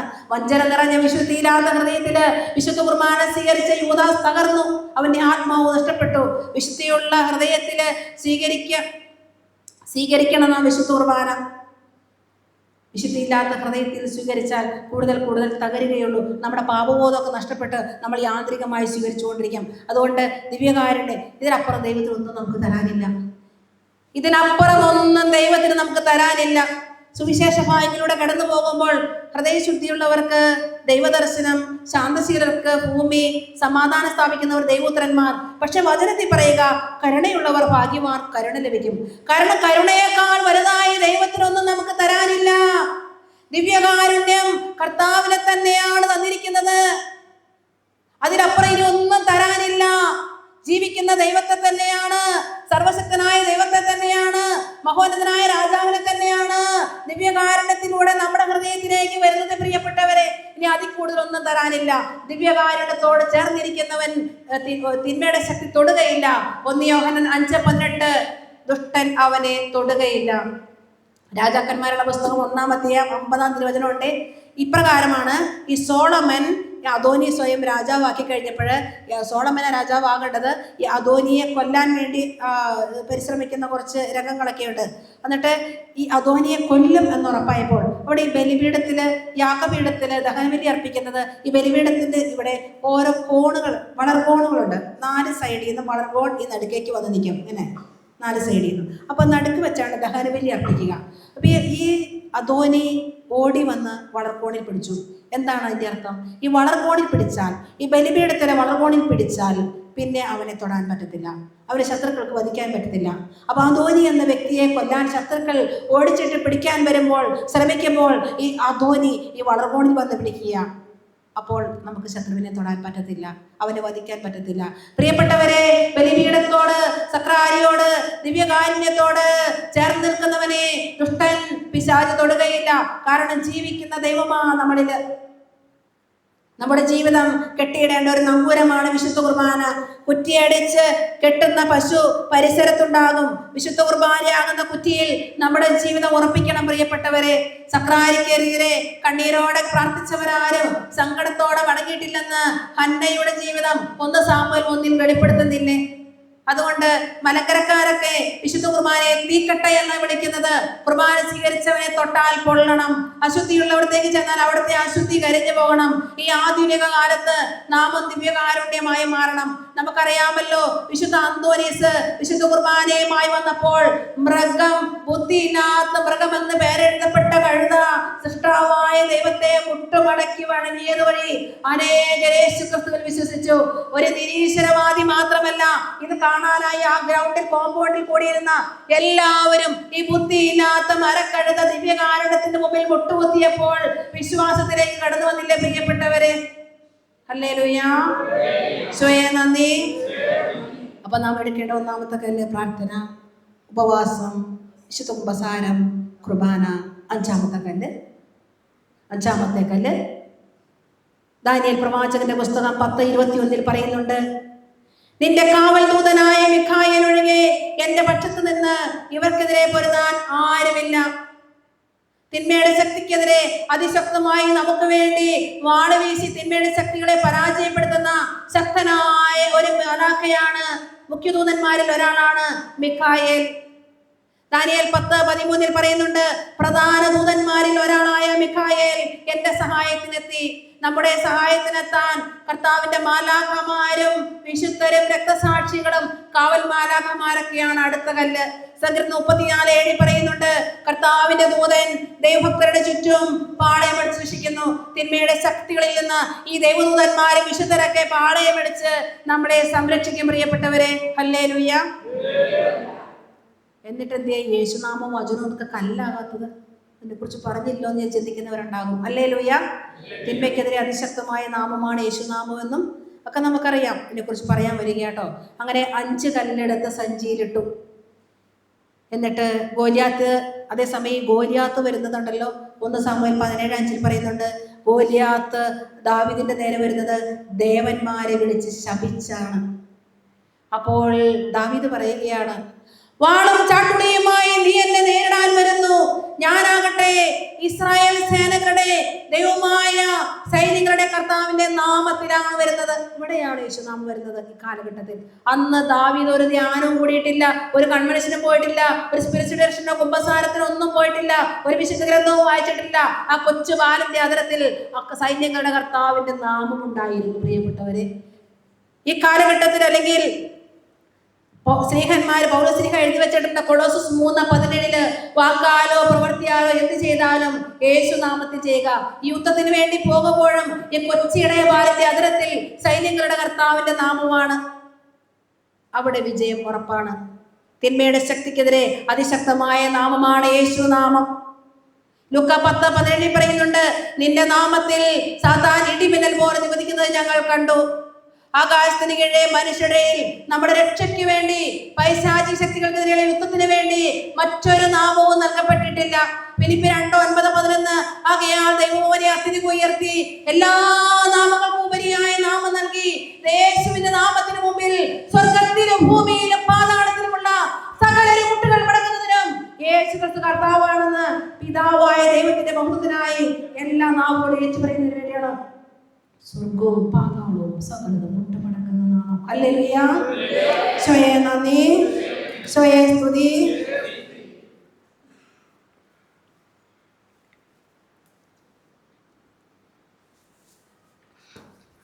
യോഹന്നാൻ 14:14 പറയുന്നുണ്ട്, എന്റെ നാമത്തിൽ നിങ്ങൾ എന്നോട് എന്തെങ്കിലും ചോദിച്ചാൽ ചോദിച്ചാലും ചെയ്തു തരും. റോമ 10:13 പറയുന്നുണ്ട്, കർത്താവിന്റെ നാമം വിളിച്ചപേക്ഷിക്കുന്നവർ രക്ഷ പ്രാപിക്കും. ഈ പൈശാചിക ശക്തികളുടെ ആക്രമണത്തിൽ, രോഗപീഠകളിൽ, തകർച്ചകളിൽ കർത്താവായ യേശുവിന്റെ നാമം വിളിച്ചപേക്ഷിച്ച് രക്ഷ പ്രാപിക്കാൻ സ്വർഗം നൽകിയ നാമമാണ്. തിരുവചനത്തിൽ യേശു വിളിച്ചവരും യേശുവിനെ വിളിച്ചവരും രക്ഷ പ്രാപിച്ചു, യേശു തൊട്ടവരും യേശുവിനെ തൊട്ടവരും സൗഖ്യം പ്രാപിച്ചു, യേശു നോക്കിയവരും യേശുവിനെ നോക്കിയവരും അനുഗ്രഹം പ്രാപിച്ചു. ഹല്ലേലൂയ. യേശുവിന്റെ നാമം നമ്മളിൽ ഒരു അഗ്നിയായി കത്തണം. യേശുനാമം അസംഖ്യം തിന്മകളിൽ നിന്ന് നമ്മെ രക്ഷിക്കും. രോഗിയായി കിടക്കുമ്പോഴും വേദന തിന്നുമ്പോഴും യേശുനാമം ഉച്ചരിച്ചാൽ ആശ്വാസം കിട്ടും. മരണസമയത്ത് യേശുവിനെ വിളിച്ചാൽ സ്വർഗം കിട്ടുമെന്ന് നല്ല കള്ളൻ പഠിപ്പിക്കുന്നു. യേശുവേ, അവസാന നിമിഷം യേശുവേ എന്നെ കൂടി ഓർക്കണമേ, യേശുവേ എന്ന് വിളിക്ക്, അവന് സ്വർഗം കിട്ടി. ഹല്ലേലൂയ. ഈശോയെ നന്ദി, ഈശോയെ സ്തുതി. ടൂൾസിലെ വിശുദ്ധ ഗ്രിഗറി തന്റെ പിതാവ് മരണാസന്നനായപ്പോൾ വിശുദ്ധൻ പിതാവിന്റെ സൗഖ്യത്തിനായിട്ട് കരഞ്ഞു പ്രാർത്ഥിച്ചു. ഉറക്കത്തില് കാവൽ മാലാഖ പ്രത്യക്ഷപ്പെട്ട് അദ്ദേഹത്തോട് പറഞ്ഞു, യേശുനാമം ഒരു കാർഡിൽ എഴുതി അപ്പന്റെ തലയിണയുടെ അടിയിൽ വെക്കുവാൻ.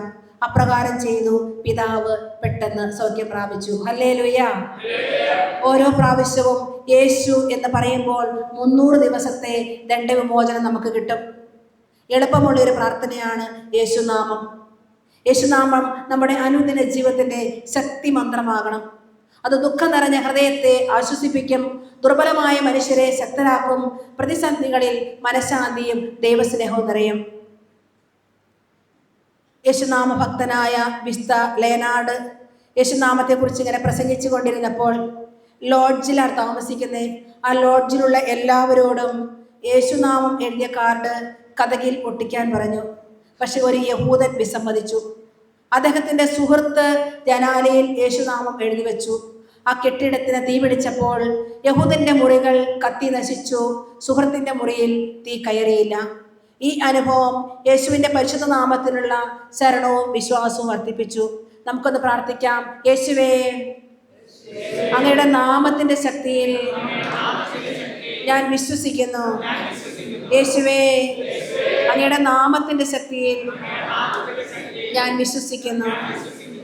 മഹാത്മാഗാന്ധി പോലും പറയുന്നുണ്ട്, യേശുനാമം ആറ്റം ബോംബിനേക്കാൾ വിലയുള്ളതാണ്.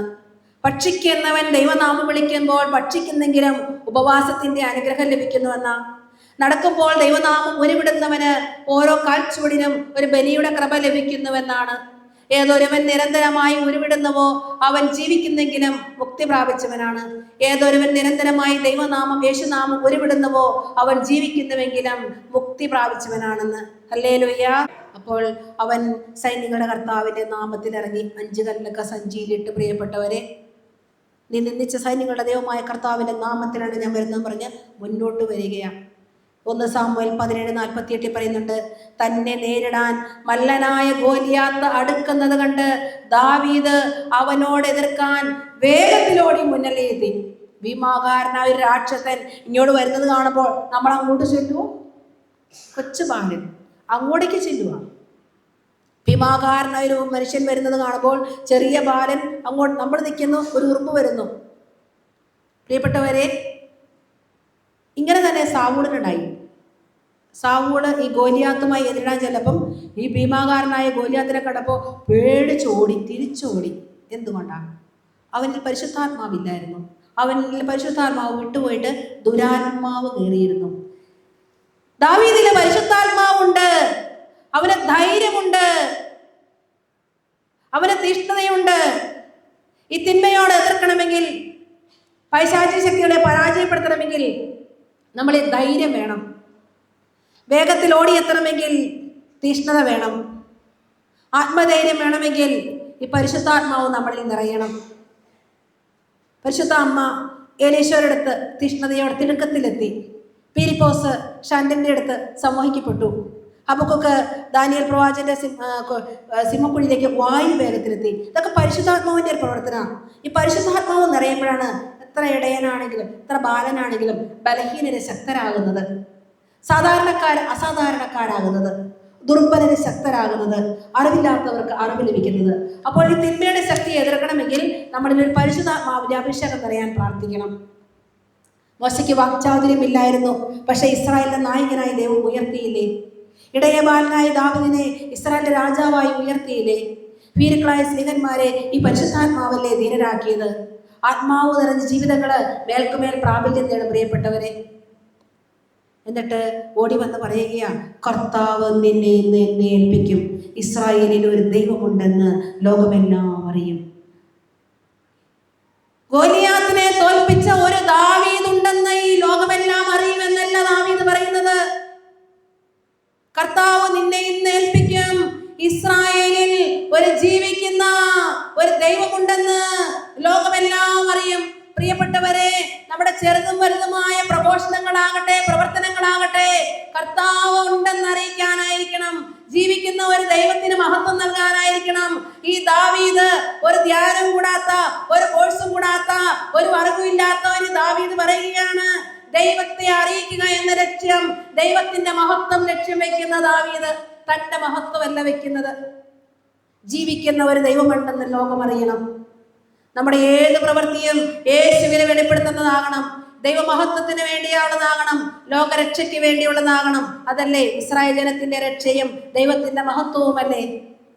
ദാവീദ് സഞ്ചിയിൽ നിന്ന് ഒരു കല്ലെടുത്ത് ഗോലിയാത്തിന്റെ നെറ്റിക്ക് ആഞ്ഞെറിഞ്ഞു. കല്ല് നെറ്റിയിൽ തന്നെ തുളച്ചു കയറി, തറച്ചു കയറിയെന്ന. ഒരു പ്രാർത്ഥനയും ഫലരഹിതമാവില്ല, കൊള്ളേണ്ടിടത്ത് കൊള്ളുക തന്നെ ചെയ്യും. വീണ്ടും ദാവീദ് ഓടിച്ചെന്ന് വാള് ഉറയിൽ നിന്ന് വലിച്ചൂരി അവന്റെ കഴുത്ത് വെട്ടിമുറിച്ചു എന്ന അവസാനം എടുത്ത ആയുധം ഏതാണ്?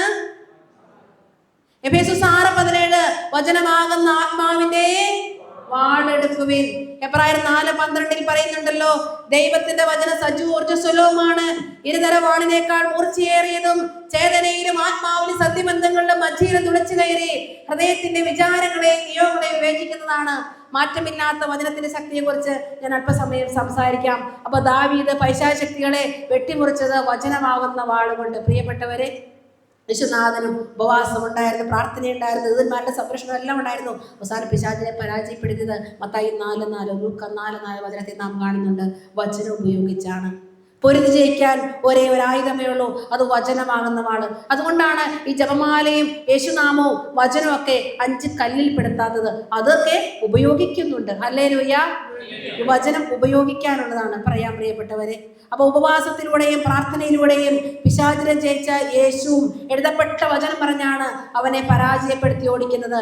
വിശുദ്ധ മത്തായി 8:16 വെളിപ്പെടുത്തുന്നുണ്ട്, അവൻ അശുദ്ധാത്മാക്കളെ വചനം കൊണ്ട് പുറത്താക്കുകയും രോഗികളെ സുഖപ്പെടുത്തുകയും ചെയ്തു. കവണയാകുന്ന ജപമാലും വടിയാകുന്ന കുരിശും അതരത്തിലെ യേശുനാമത്തിന്റെ ശക്തിയും വചനമാകുന്ന വാളുമൊക്കെ ഉപയോഗിക്കുമ്പോൾ 5 കല്ലുകൂടി പ്രാർത്ഥനയുടെയും ഉപവാസത്തിന്റെയും വിശുദ്ധ കുമ്പസാരത്തിന്റെയും കുർബാനയുടെയും വിശുദ്ധ മിഖായേലിന്റെയും വിശുദ്ധരുടെയും എല്ലാം സഹായത്തിലൂടെ തിരക്തത്തിന്റെ സംരക്ഷണമെടുത്ത് പരിശുദ്ധാത്മാവിനാൽ നിറഞ്ഞ് ഓരോ ദിനവും ജീവിച്ചാൽ ഈ തിന്മയുടെ ശക്തിയെ നമുക്ക് പരാജയപ്പെടുത്താം. ഗോലിയാത്തിന് വാളുണ്ട്. തിന്മ നിറഞ്ഞിരിക്കുന്നവർ വചനം തുറക്കില്ല. പ്രിയപ്പെട്ടവരെ, യേശുക്രിസ്തു മരുഭൂമിയിൽ ഉപവസിച്ചപ്പോൾ പിശാചും വചനം പറഞ്ഞില്ലേ? പക്ഷെ ഫലരഹിതമായി പോയി. തിന്മ നിറഞ്ഞിരിക്കുന്നവർ വചനം പറഞ്ഞാൽ ഫലം ചൂടുകയില്ല. നമ്മളൊക്കെ ചില കാര്യങ്ങൾ സാധിക്കാൻ 1000, 2000, 3000 പ്രാവശ്യമൊക്കെ വചനം എഴുതി പ്രാർത്ഥിക്കുന്നില്ലേ? എഴുതി പ്രാർത്ഥിച്ചുകൊള്ളുക, നമ്മുടെ ജീവിതം വിശുദ്ധീകരിക്കപ്പെടും. പക്ഷെ തിന്മ നിറഞ്ഞിരിക്കുന്നവർ നമ്മളോർക്കും ഇത്രമാത്രം എഴുതിയിട്ടെന്തിയെ ഉത്തരമൊന്നും കിട്ടുന്നില്ലല്ലോ. വിശുദ്ധിയുള്ള ഹൃദയത്തോടെ വചനമൊന്ന് എഴുതി പ്രാർത്ഥിച്ച പ്രിയപ്പെട്ടവരെ, അവിടെ അത്ഭുതം നടക്കും. ഹല്ലേലൂയ. ഈശോയെ നന്ദി, ഈശോയെ സ്തുതി. എല്ലാവരുടെയും വീട്ടിൽ ബൈബിൾ ഉണ്ടോ?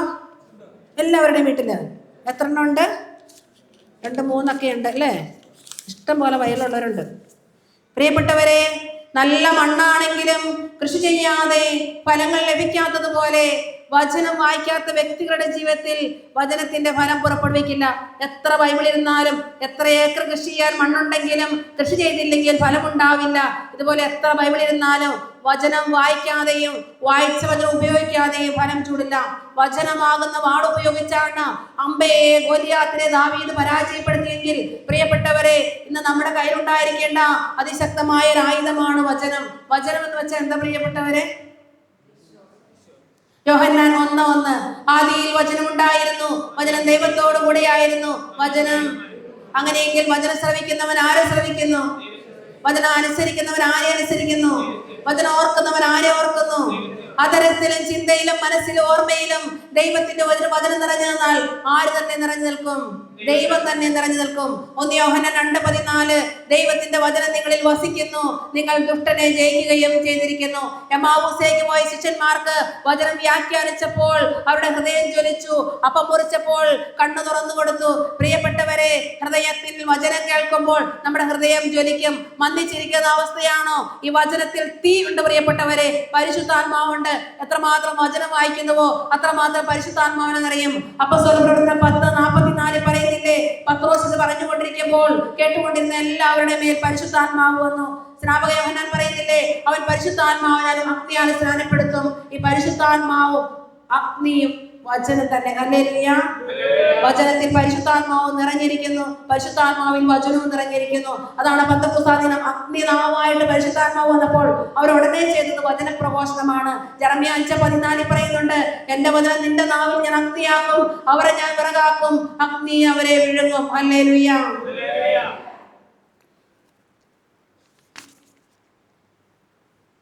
വചനം ഉപയോഗിക്കാനുള്ളതാണ്. അനുഭവങ്ങളെന്ന് പറയാൻ അധികം സമയമില്ലാത്തതുകൊണ്ട്, പിന്നെ എല്ലാ ആഴ്ചയൊക്കെ പ്രാർത്ഥിക്കാൻ വരുന്നവരായതുകൊണ്ട് ഞാൻ ഒത്തിരി അനുഭവങ്ങളിലേക്ക് പോകുന്നില്ല. വചനം ഉപയോഗിക്കാനുള്ളതാണ്. ഒരു ഉദാഹരണം പറഞ്ഞ് മനസ്സിലാക്കാൻ പ്രിയപ്പെട്ടവരെ, ഒരു വൈദികനും ഒരു സോപ്പ് വ്യാപാരിയും കൂടി ഒരു ട്രെയിനിൽ യാത്ര ചെയ്യുകയാണ്. ബഹുമാനപ്പെട്ട വൈദികൻ പേപ്പർ വായിച്ചുകൊണ്ടിരിക്കുക. ബഹുമാനപ്പെട്ട വൈദ്യൻ അങ്ങനെ ഇരിക്കുന്നു. സോപ്പ് വ്യാപാരി ഇങ്ങനെ പേപ്പർ വായിച്ചുകൊണ്ടിരിക്കുക.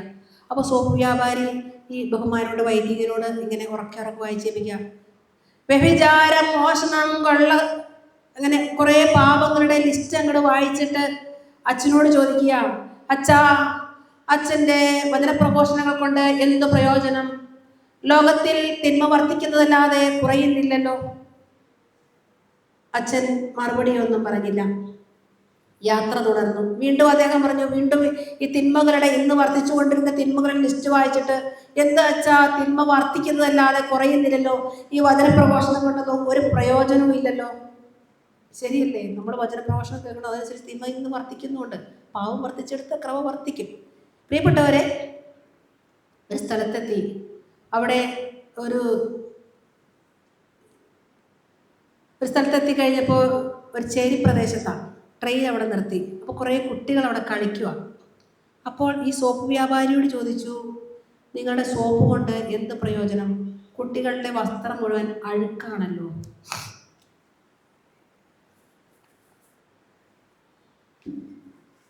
അപ്പോൾ സോപ്പ് വ്യാപാരി പറഞ്ഞു, സോപ്പിൻ്റെ കുഴപ്പമല്ലാതെ സോപ്പ് അവർ ഉപയോഗിക്കാത്തത് കൊണ്ടാണ്. അപ്പോൾ അച്ഛൻ പറഞ്ഞു, വചനപ്രഘോഷകരുടെയോ പ്രഘോഷണങ്ങളുടെയോ കുഴപ്പമല്ല, വചനം ഉപയോഗിക്കാത്തത് കൊണ്ടാണ്. Hallelujah, hallelujah. ഈശോയെ നന്ദി, ഈശോയെ സ്തുതി, ഈശോയെ ആരാധന, ഈശോയെ മഹത്വം. ഹല്ലേലൂയ. ഭൂപടത്തെക്കുറിച്ച് അധികം ജ്ഞാനമൊന്നുമില്ലാത്ത ഒരു കൊച്ചുകുട്ടിയുടെ കയ്യിൽ കീറിപ്പറഞ്ഞ ഒരു ഭൂപടം കൊടുത്തിട്ട് ഇതൊന്ന് ശരിയാക്കാമോ എന്ന് ചോദിച്ചു. ഭൂപടം ഇല്ലേ, മനസ്സിലായില്ല, മാപ്പ്, ഇംഗ്ലീഷ് പറഞ്ഞാൽ തിരിയുള്ളൂ. ഓക്കെ, ഈ ലോകത്തിൻ്റെ മാപ്പ് ഒരു കുഞ്ഞു കുട്ടിയുടെ കൈ കൊടുത്തിട്ട് കീറി കീറി കീറി കീറി പോയി ഇതൊന്ന് ശരിയാക്കാമോ കുഞ്ഞെ എന്ന് ചോദിച്ചപ്പോൾ 5 മിനിറ്റിനുള്ളിൽ അവൻ ഈ ഭൂപടം ഒട്ടിച്ച് ശരിപ്പെടുത്തി. എങ്ങനെയാ മോനെ ഈ ഭൂപടം ഇത്ര മനോഹരമായി ഒട്ടിച്ച് ശരിപ്പെടുത്തി എന്ന ചോദ്യത്തിന് ഈ കുഞ്ഞ് ഭൂപടത്തിൻ്റെ മറുവശം കാണിച്ചു തന്നു. എന്നിട്ട് അവൻ പറയുകയാ, അവിടെ ഈശോയുടെ പടമുണ്ടായിരുന്നു. ഈശോയുടെ മുടിയും താടിയും കണ്ണും മൂക്കൊക്കെ ഒട്ടിച്ചൊട്ടിച്ച് ശരിപ്പെടുത്തിയപ്പോൾ എന്ത് ശരിയായി? ഈശോയുടെ കണ്ണും മൂക്കും താടിയെല്ലാം ഒട്ടിച്ചൊട്ടിച്ച് ശരിപ്പെടുത്തിയപ്പോൾ എന്ത് ശരിയായി? പ്രിയപ്പെട്ടവരെ, എനിക്കെൻ്റെ ഈശോയുമായുള്ള ബന്ധം ശരിയായാൽ ബാക്കിയെല്ലാം ശരിയാവും. എനിക്കെൻ്റെ ഈശോയുമായുള്ള ബന്ധം ശരിയായാൽ ബാക്കിയെല്ലാം ശരിയാവും. വിശുദ്ധ മത്തായിയുടെ സുവിശേഷം 6:33 പറയുന്നുണ്ട്, ആദ്യം അവിടുത്തെ രാജ്യവും നീതി അന്വേഷിക്കുക, ബാക്കിയൊക്കെ കൂട്ടിച്ചേർക്കപ്പെടും. 1-ാം സ്ഥാനം ദൈവത്തിനും ദൈവികമായ കാര്യങ്ങൾക്കും കൊടുക്കുമ്പോൾ നമുക്ക് വേണ്ടതൊക്കെ കൂട്ടിച്ചേർത്ത് തരും. ആദ്യം പ്രാർത്ഥിക്കേണ്ടത് വീട് കിട്ടാനോ കടം മാറാനോ കുഞ്ഞിൻ്റെ കല്യാണം നടക്കാനോ ഒന്നുമല്ല പ്രിയപ്പെട്ടവരെ. ആദ്യം ഇവരെല്ലാം പരിശുദ്ധാത്മാവ് നിറയാൻ പ്രാർത്ഥിക്കുക, വചനം നിറയാൻ പ്രാർത്ഥിക്കുക. അപ്പോൾ അതൊക്കെ കൂട്ടിച്ചേർത്ത് തരേണ്ടതാണ്. നമ്മൾ കൂട്ടിച്ചേർത്ത് തരേണ്ടതിൻ്റെ പിന്നാലെ പോകുമ്പോഴാണ് കിട്ടാതെ പോകുന്നത്. ആദ്യം അവിടുത്തെ രാജ്യവും നീതി അന്വേഷിക്കുക, ബാക്കി കൂട്ടിച്ചേർക്കപ്പെടും. അപ്പോൾ നമ്മുടെ നിയോഗങ്ങൾക്ക് 2-ാം സ്ഥാനം കൊടുത്ത് 1 സ്ഥാനവും കൊടുക്കണ്ട. 1-ാം സ്ഥാനം ദൈവത്തിനും ദൈവത്തിൻ്റെ വചനത്തിനും കൊടുത്ത് എല്ലാവരും പരിശുദ്ധാത്മാവിനെ നിറഞ്ഞ് വിശുദ്ധ ജീവിതം നയിക്കാൻ ആരംഭിച്ച്. ജോഷുവ 3:5 നിങ്ങൾ നിങ്ങളെ തന്നെ ശുദ്ധീകരിക്കുവേൻ, നാളെ നിങ്ങളുടെ ഇടയിൽ കർത്താവ് അത്ഭുതം പ്രവർത്തിക്കും. എല്ലാവരും വിശുദ്ധ ഗ്രന്ഥം വായിക്കുന്നവരാണോ? എന്നും ആണോ? ഇവിടെ 2-3 പേരെ തലവിക്കുള്ളൂ, ബാക്കിയുള്ളൊക്കെ മടുപ്പാണ്. 1-2 പേരൊക്കെ വായിക്കുന്നുണ്ട്, കൊള്ളാം. പ്രിയപ്പെട്ടവരെ, നിയമാവർത്തനം 28:2 അവിടുത്തെ വചനം ശ്രമിച്ചാൽ ഈ അനുഗ്രഹങ്ങളെല്ലാം നിന്റെ മേൽ ചൊരിയും. നഗരത്തിന് വയലിൽ അനുഗ്രഹിക്കപ്പെടും, സന്തതി വിളവ് കന്നുകാലിക്കോട്ടെ ആട്ടിൻപറ്റും അനുഗ്രഹിക്കപ്പെടും, സകല പ്രവൃത്തിയിലും അനുഗ്രഹിക്കണമോ. എൻ്റെ സകല പ്രവൃത്തിയിലും ഞാൻ അനുഗ്രഹിക്കപ്പെടണോ? വചനം വായിക്കുക. ബൈബിൾ ഒരു ചാപ്റ്റർ വായിക്കാൻ നമുക്ക് ബുദ്ധിമുട്ടാണ്. അതേസമയം അവിടെ കിടക്കുന്ന ഇഷ്ടപ്പെട്ട നോവലോ ചെറുകഥയൊക്കെ വായിക്കാൻ യാതൊരു ബുദ്ധിമുട്ടുമില്ല. 1 മണിക്കൂർ വിശുദ്ധ ബലിയിൽ പങ്കെടുക്കുമ്പോൾ നമ്മളൊക്കെ വാച്ച് നോക്കും. ഇഷ്ടപ്പെട്ട സിനിമയാണല്ലോ 3-4 മണിക്കൂർ കഴിഞ്ഞു പോകുന്നത് അറിയില്ല. പ്രധാനമന്ത്രിയോ മുഖ്യമന്ത്രിയോ ആരെങ്കിലും പ്രിയപ്പെട്ട ആൾക്കാർ വരുവാണെന്ന് കേട്ടാലോ നമ്മളൊക്കെ ഈ മുൻനിരയിൽ ഇടിച്ചു കുത്തി സ്ഥാനം പിടിക്കും. ദേവാലയത്തിൽ ആദ്യം വന്നാലോ പുറകിൽ കയ്യും കെട്ടി അലസമായി നിൽക്കും. നമുക്കൊക്കെ ഒരു ദൈവിക അനുഭവം ഉണ്ടായാൽ പങ്കുവെക്കാൻ പഠിയാ, എന്നാൽ മറ്റുള്ളവരുടെ കുറിപ്പുകൾ പറയാൻ യാതൊരു മടിയില്ല. നമ്മളൊക്കെ ആശുപത്രിയിൽ ചെല്ലുമ്പോൾ ഡോക്ടർമാർ പറയും നാക്കൊന്ന് നീട്ടിക്കേ എന്ന്. നാക്കിൽ നോക്കിയാൽ ശരീരത്തിന്റെ ആരോഗ്യ വിവരം ഡോക്ടർമാർക്ക് നിർണയിക്കാൻ സാധിക്കും. പ്രിയപ്പെട്ടവരെ, നമ്മുടെ സംസാരം നോക്കിയാൽ ആധ്യാത്മിക രോഗവും നിർണയിക്കാം. ദൈവത്തെ സ്തുതിക്കുന്ന, ദൈവസന്നിധി വന്ന് പ്രാർത്ഥിക്കുന്ന ഈ നാവ് പ്രിയപ്പെട്ടവരെ മറ്റൊന്നും പറയാൻ ഉപയോഗിക്കരുത്. ഹല്ലേലൂയ. അതുകൊണ്ട് നമ്മൾ പ്രാർത്ഥിക്കാൻ വരികയും വേറെ വല്ലതൊക്കെ പറയുകയും ചെയ്യുന്നുണ്ടെങ്കിൽ രണ്ടും തമ്മിൽ ചേർന്ന് പോവുകയില്ല. സുഭാഷിതങ്ങൾ 31:26 പറയുക, അവൾ വായ തുറന്നാൽ ജ്ഞാനമേ പുറത്തു വരും. നമ്മൾ ഇവിടെ ഭിക്ഷക്കാരുണ്ട് ഈ നാട്ടില്, നമുക്ക് ഒത്തിരി ഉണ്ട്, ഉണ്ടോ ഇങ്ങനെ എന്തെങ്കിലും തരണേ എന്നൊക്കെ ചോദിച്ചു വരുന്നവര്. പ്രിയപ്പെട്ടവരെ, ഈ ഭിക്ഷക്കാർ വീട്ടിൽ വന്നു കഴിഞ്ഞാൽ പുതിയതും നല്ലതും ഒക്കെ എടുത്തു കൊടുക്കുമോ? നിങ്ങൾ കൊടുക്കുമായിരിക്കും അല്ലേ? നമ്മളങ്ങനെ കൊടുക്കൂല. ഭിക്ഷക്കാർക്ക് മിച്ചമുള്ളത് അല്ല പഴയത് ഒക്കെ സാധാരണ കൊടുക്കുന്നത് ആണോ? ഇതുപോലെ നമ്മുടെ അലക്കും കുളിയും തേപ്പും പട്ടിയുടെയും പശുവിന്റെയും എല്ലാം കാര്യം കഴിഞ്ഞ് മിച്ചമുള്ള സമയം കർത്താവിന് കൊടുക്കുന്നു. ഒരു ഭിക്ഷക്കാരന് കൊടുക്കുന്ന സ്ഥാനമല്ലേ ചിലപ്പോഴൊക്കെ ദൈവത്തിനും ദൈവവചനത്തിനും നാം കൊടുത്തു പോകുക. ദൈവത്തെ ആദരിക്കുന്നവനെ ദൈവവും ആദരിക്കും. സാമുവേൽ പ്രവാചകന്റെ പുസ്തകത്തിൽ പറയുന്നുണ്ട്, എന്നെ ആദരിക്കുന്നവനെ ഞാനും ആദരിക്കും. സുഭാഷിതങ്ങൾ 16:20 പറയുന്നുണ്ട്, ദൈവവചനം ആദരിക്കുന്നവൻ ഉത്കർഷം നേടും. ദൈവവചനം ആദരിക്കണം. ദൈവത്തെ തന്നെയാണ് നാം ആദരിക്കുന്നത്. ഹല്ലേലൂയ. ഈശോയെ നന്ദി, ഈശോയെ സ്തുതി, ഈശോയെ ആരാധന, ഈശോയെ മഹത്വം. അതുകൊണ്ട് പ്രിയപ്പെട്ടവരെ, ഏറ്റവും ഒരു വിശുദ്ധ ജീവിതം നയിക്കാൻ നമുക്ക് ആഗ്രഹിക്കാം. കാരണം അവിടെ ദൈവത്തിന്റെ പരിശുദ്ധാത്മാവ് ഇറങ്ങി വരും. തിന്മയുടെ ശക്തി തൊടുകയില്ല. 2 രാജാക്കന്മാർ 5:1 പറയുന്നുണ്ട്, സിറിയ രാജാവിന്റെ സൈന്യാധിപനായിരുന്നു നാമാൻ. രാജാവിന് അവനോട് പ്രീതിയും ബഹുമാനവുമായിരുന്നു. കാരണം അവൻ മുഖാന്തരം കർത്താവ് സിറിയയ്ക്ക് വിജയം നൽകിക്കൊണ്ടേയിരുന്നു. സിറിയ രാജാവിന്റെ സൈന്യാധിപനായിരുന്നു വിജാതീയനായ കുഷ്ഠരോഗിയായ നാമാൻ. നാമാൻ ഇദ്ദേഹം യുദ്ധത്തിന് പോകുന്നില്ല. ഈ സിറിയ രാജ്യം എത്ര വലിയ യുദ്ധത്തിന് പോയാലും, എത്ര ചെറിയ സൈന്യവുമായി പോയാലും സിറിയ രാജ്യത്തിന് വിജയം ഉറപ്പ്. വചനം പറയുന്നു, സിറിയ രാജാവിന്റെ സൈന്യാധിപനായിരുന്നു നാമാൻ. രാജാവിന് അവനോട് പ്രീതി ബഹുമാനവുമായിരുന്നു. കാരണം അവൻ മുഖാന്തരം കർത്താവ് സിറിയയ്ക്ക് വിജയം നൽകിക്കൊണ്ടേയിരുന്നു. യുദ്ധത്തിന് പോകാത്ത വിജാതീയനായ ഒരു നാമാൻ ആ രാജ്യത്തുള്ളത് കൊണ്ട് ഈ സിറിയ രാജ്യം ചെയ്യുന്ന സകല തെറ്റുകളും മറക്കുന്ന ഒരു ദൈവം സിറിയ രാജ്യത്തിന് വിജയം നൽകുന്നു. ഞാൻ ഒരാൾ എന്റെ നാട്ടിൽ എന്റെ കുടുംബത്ത് വിശുദ്ധ ജീവിതം നയിച്ചാൽ എന്റെ കുടുംബം, ഈ ദേശ ഇടവക അനുഗ്രഹിക്കും. പ്രിയപ്പെട്ടവരെ, ഉൽപ്പത്തി പുസ്തകം 39 നമ്മൾ കാണുന്നില്ലേ, പൂർവ്വ യോസേപ്പ് പൊത്തിഫറിന്റെ വീട്ടിൽ കാൽവെച്ചപ്പോൾ പൊത്തിഫറിന്റെ വീട്ടിലും വയലിലുമുള്ള എല്ലാറ്റിന്റെയും മേൽ കർത്താവിന്റെ അനുഗ്രഹം ഉണ്ടായി. പൂർവ്വ യോസേപ്പ് പൊത്തിഫറിന്റെ വീട്ടിൽ കാൽവെച്ചപ്പോൾ പൊത്തിഫറിന്റെ വീട്ടിലും വയലിലുമുള്ള എല്ലാറ്റിന്റെയും മേൽ കർത്താവിന്റെ അനുഗ്രഹം ഉണ്ടായി. ഞാൻ വിശുദ്ധ ജീവിതം നയിക്കുന്ന വ്യക്തിയാണോ? ഞാൻ കാൽ വെക്കുന്ന സ്ഥലങ്ങളിലും, ഞാൻ കാൽ കുത്തുന്ന ദേശങ്ങളിലെല്ലാം കർത്താവിന്റെ അനുഗ്രഹം കടന്നു വരുവാൻ ഇടവരും. Hallelujah, hallelujah, hallelujah. ഈശോയെ നന്ദി, ഈശോയെ സ്തുതി, ഈശോയെ ആരാധന. നമ്മൾ ആരാധനയിലേക്ക് പ്രവേശിക്കുകയാണ്. നമുക്ക് പ്രാർത്ഥിച്ചു തുടങ്ങാം.